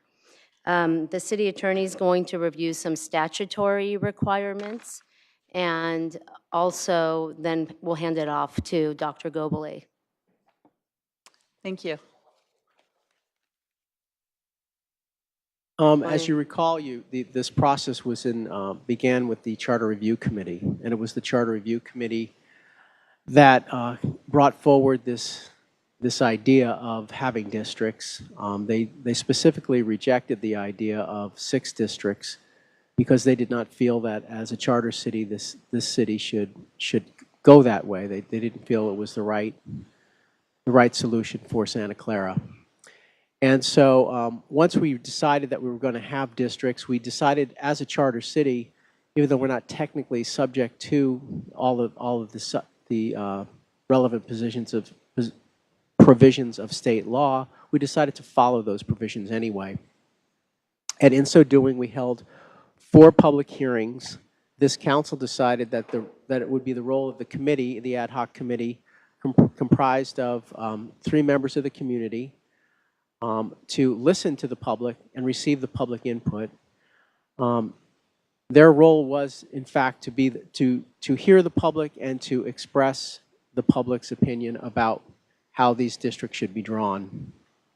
They heard a lot of very good information, very scholarly and well thought out and educated and researched information from the experts, principally Dr. Gobele, about the demographics of the city and about the way you could look at those demographics and other factors, which Dr. Gobele will briefly go over. And they received and looked at several draft maps prepared both by the demographer and prepared by the public in response to some of those maps that were prepared. And it was their role to ultimately bring back to you tonight a recommendation on both what the district should be as well as a recommendation on the sequencing of those districts. If you remember, one district will go first in 2018 and the other district will go in 2020. So that was the role of the committee, was to hear all that information, digest it, and come up with recommendations for you to enact as an ordinance. So the statutory criteria for districting is that, and this is primarily a United States constitutional criteria, is that districts must contain nearly equal population in one person, one vote. It requires that the districts drawn must comply with both the Federal Voting Rights Act and the Equal Protection Clauses of the United States Constitution. And in considering factors, things that you can consider are topography, geography, cohesiveness, contiguity, did I say that right? Integrity and compactness of territory and community of interest of the districts. The next slide, please. The committee held 4 public hearings. 2 were prior to any map being drawn, where they received a lot of input about what they should consider when drawing the maps, and 2 after the map boundary was drawn, where people could consider the proposed maps and comment on them. And any changes to the boundary, in other words, since we're instituting districts, they're not really changes, they're instituting the districts themselves. It must be no less than 25 days before the election. So we are within that time frame, because the election will not be held until November. But the reason that we're bringing this to you right now, prior to knowing whether Measure A will pass or not, we wanted this to all be in place for the public to know what the districts will be, and for us to have maps that will be effective in time for us to get these maps to the Registrar of Voters in the event that Measure A does pass. So there was public input of approximately 50 different people attended the 4 public hearings. More than 30 people attended the final hearing, and there were many, many surveys completed for a total of 6.5 hours of public comment. I just wanted to comment on observing both the charter committee's work, as well as this ad hoc committee that did the districting. And I can't impress upon you enough what high quality work was done by the citizens of Santa Clara in coming up with this plan. They were very, very thoughtful. They listened to everybody. There was a lot of public input. This was truly local government of the people, by the people, and for the people. I really think this was an amazing effort, and I'm very proud to be a resident of Santa Clara, as well as the city attorney, seeing such good work having been done. And really, it was very much a bottom-up effort, not a top-down look at all. And with that, I'll pass it to Dr. Gobelay. Thank you. Welcome, Doctor. Thank you. The districting committee listened to the public input and listened to what I had to say and various others had to say, and they decided to recommend a plan to you that divides the city into a northern and a southern council district. And the reasoning that went into this resulted from hearing public commentary and the input from the Open City Hall and all of the other sources.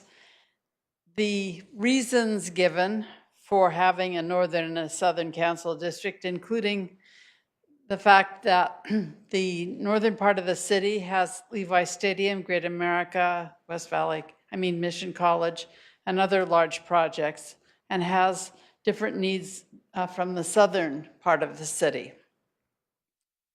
The northern district in this recommended plan has a high citizen voting age population that is Asian Citizen Voting Age Population, or CVAP. And this is important because under the single transferable vote form of ranked choice voting, with 3 candidates to be elected each time once the system is phased in. Only 25% of the votes, 25% plus 1 vote, need to be received by a candidate in order to be elected. This is much lower than the 50% plus 1 share required under a majority share of the votes rule under the usual kind of voting system. The Asian group in the city is a protected class under the Federal Voting Rights Act, and it is the group of the greatest focus, although the committee also took into account concentrations of other protected group populations.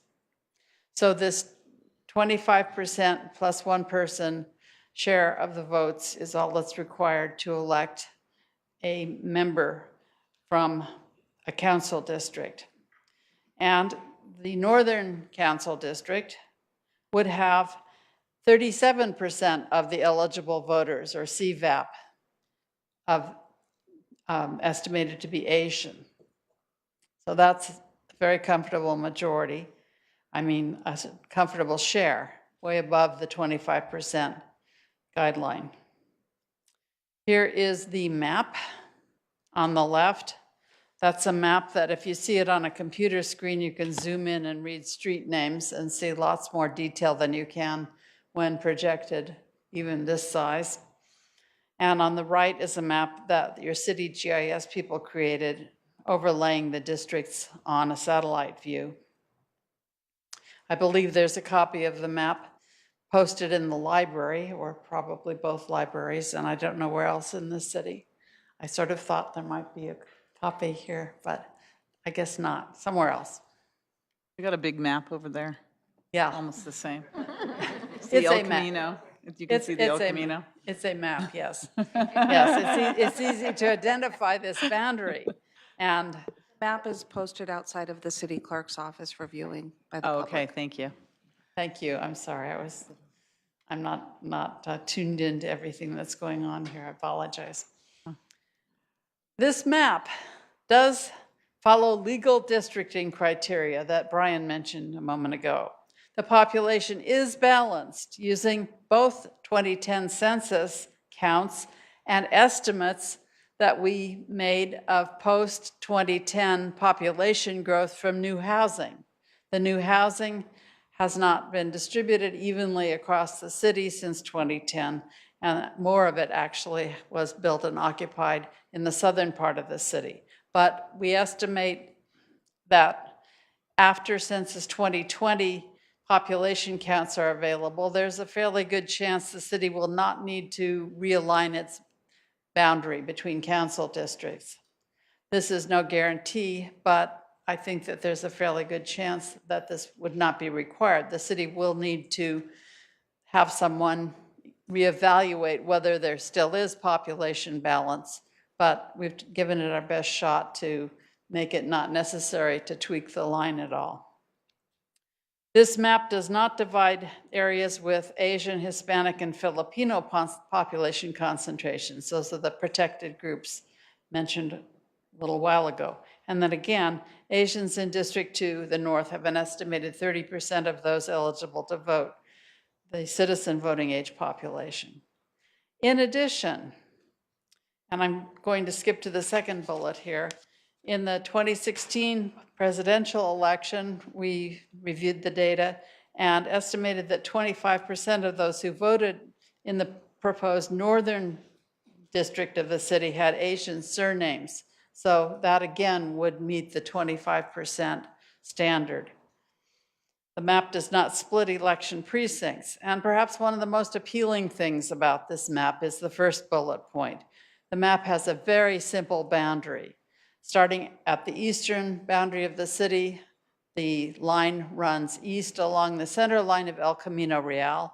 And then when you get to the intersection with Lawrence Expressway, the boundary goes down the center line of Lawrence Expressway to the city limit, about a little bit more than a quarter of a mile. So that's a very easily understood, clean boundary. Now, on election sequencing, the committee unanimously recommended that the Southern District should be District 1. This was after receiving public input and considering the various arguments and pros and cons. The recommendation from the committee is that in this year's election, which is a gubernatorial election year with relatively low voter turnout compared with presidential election years, that the southern part of the city would elect council members. While in 2020, the Northern District would elect its 3 council members. In 2020, a presidential election year with the higher turnout. And the reason this is important is that members of protected groups, as well as everybody else, but perhaps especially members of protected groups, tend to have lower voter turnout rates in gubernatorial election years. The election sequencing was recommended also on the basis of, in order to meet California Voting Rights Act standards and preferences expressed by residents of the districts, the proposed districts, that minority voters or members of protected groups have the ability to influence elections, elect candidates of choice. So these then were the recommendations of the committee. First of all, the map that you have seen, and second, that the election sequencing shown on this slide be followed. And now it is someone else's turn. Thank you very much. Sorry, we're just going to pause and ask you to take action on the ordinance. Okay. So I'll first ask the council if there's any council questions on that part of it.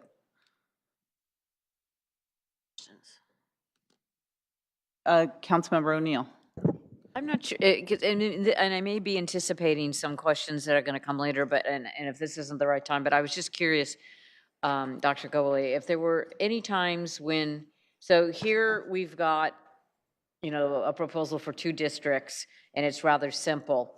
Have there been, I don't know if you've worked on other California Voting Rights Act requests, have there been times when you have been involved and recommended that they do go to a number of districts that corresponds with the number of council members?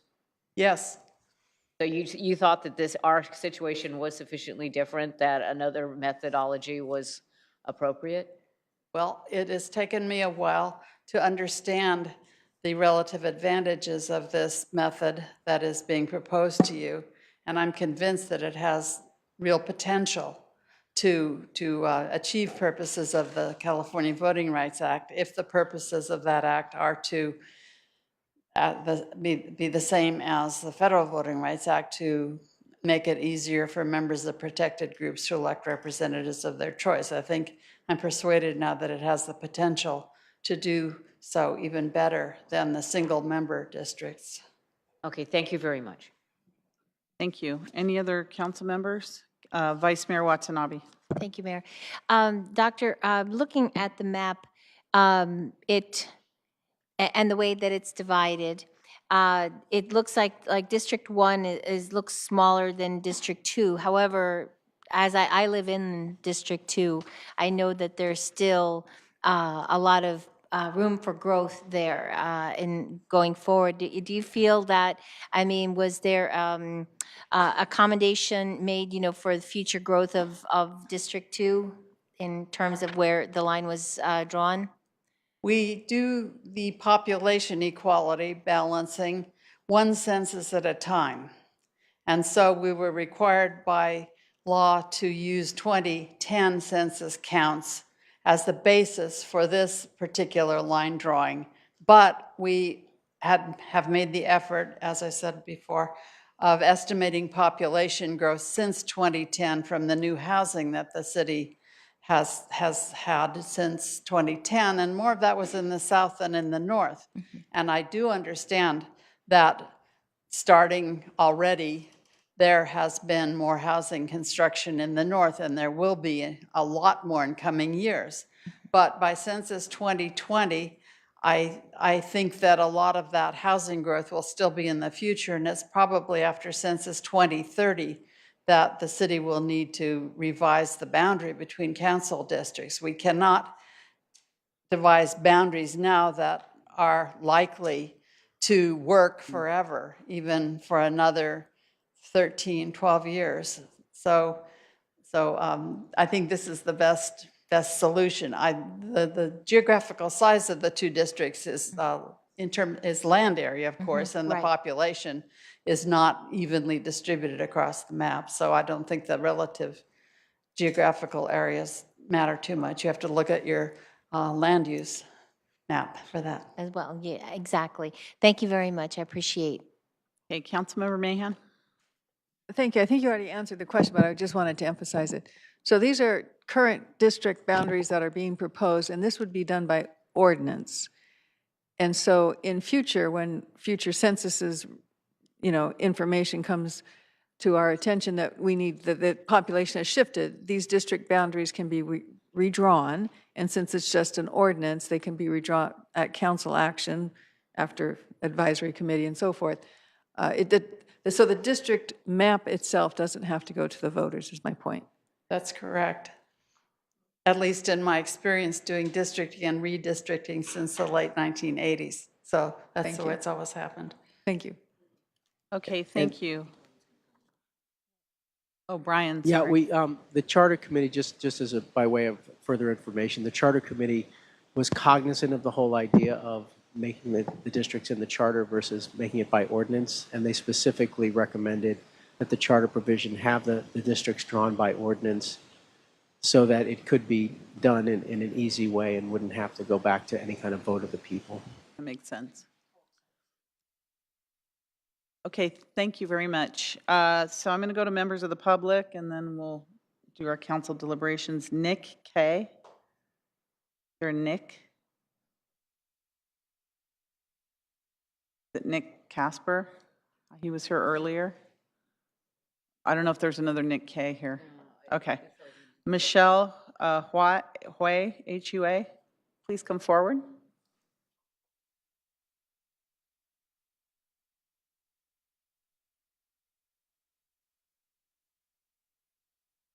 Thank you. Welcome. Thank you. Thank you for the warm welcoming. My name is Michelle Hua, and I'm here to speak on behalf of De Anza and De Anza students. All right, so as a student of De Anza, as an Asian American, and someone who's employed in the city of Santa Clara, if Measure 8 were to be passed, it would be really disheartening for me and the 7.1% of students at De Anza who live in the city. All right, and sorry, I'm a little emotional, but because the district lines are so simple, straight along El Camino Real, I work at this place called Poke Poke Fish Bar, right down the street, and it's owned by a Japanese American. Down the street, there's an Indian buffet, and on the other side, there's a Korean supermarket.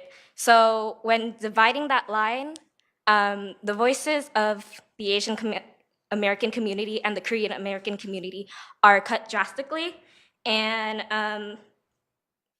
as a student of De Anza, our constitution says, we, the student population of De Anza College, do hereby establish and adopt this constitution in order to provide for both fair and equal representation of students at the college, district, state, and federal level. So as a student, I shouldn't sit still to see this happening, because if I were to look at this, this is a dictionary definition for gerrymandering. And many people's voices will be unheard, and the communities of the people of color will be disenfranchised. All right, okay, I think that's my time. Thank you. Thank you. Thank you for your comments. Lorna Sumagra, please come forward. Sorry if I said that wrong. Welcome. Hello, how are you? Good evening, City Council members. My name is Lorna Sumaraga, and I'm a longtime community advocate and working with young people and young adults, especially from at-risk backgrounds, runaway, foster care young people. people that are transitioning in and out of different cultures. And the reason why I come, I've been a strong ally of Bill Wilson, Runaway Foster Care Youth Program. A lot of the young people I work with work at Great America and also at the stadium. And so I just want to say that I'm hoping that this measure can be pushed back to November so that more people can participate and share some of these diverse opinions and really flesh out that this is really about representation and not about race baiting. I think there was a speaker that, just irked me when he said that, because I feel like civil rights is not a race issue per se, it's a human rights issue. So we want to get the best representation as much as possible and also supporting Santa Clara. I grew up here, I was babysat here, and I just feel like, Santa Clara is not a bubble. This is part of my community too here as the Bay Area, even though I know, Santa Clara is an amazing town. So I just wanted to say that, and I'm hoping that that this issue can be voted in November. Thank you so much. Thank you. Anyone else? I don't have any other cards, so if you'd like to speak, please line up, come forward. See some people from the back of the room. Please come forward.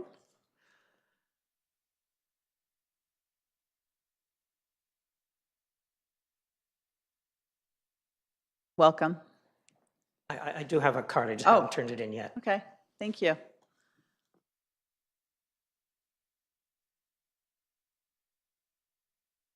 My name is Steve Chesson. I'm president of Californians for Electoral Reform. I helped educate the Charter Review Committee on the advantages of the single transferable vote system form of ranked choice voting. And I also helped them develop the transition plan that's in Measure A. And I just wanted to respond to a comment made by the previous speaker about wanting to push this off till November. The whole purpose of modifying the charter in June is so that it can take effect in the November election. If the charter amendment is put off until November, then it would not take effect until your 2020 election. So that's why it's very important that it remain on the June ballot. And I'll be wanting to speak to some of the other parts under this item. I gather there'll be opportunity at that time. On the educational part, well, yeah, that's another Yes. item part of it, yes. Right. And on the, Okay, yeah, thank you very much. thank you, Mr. Chesson. Please come forward. Good evening. Evening. I want to say, first of all, great to be here again, and I don't think you have to be a particular colour or a particular race to feel sometimes that you don't belong in a city. Having come from somewhere else and being white, I actually sometimes feel that way. I might speak the same language, but I sometimes get very confused with some of the verbiage here at times. Having said that, I am in favour of Measure A. As some of you know, I was on the Charter Review Committee. I stood proudly in favour of many of the things, and there were many times that I wanted to change my mind or thought maybe this is not the way to go, and I did change my mind on things. I certainly believe in what we came up with was a great solution for a very small city, not a large city, but a small city, so I'm very proud of that. What I'd like to say though is, where I don't particularly care for this division, how it is, and I've said that from day one, and I have a little map here of the KP, or the Kevin Park division. And as you all will know that I supported Kevin in that last election and I helped campaign a lot for him, and I'm a big believer in Kevin.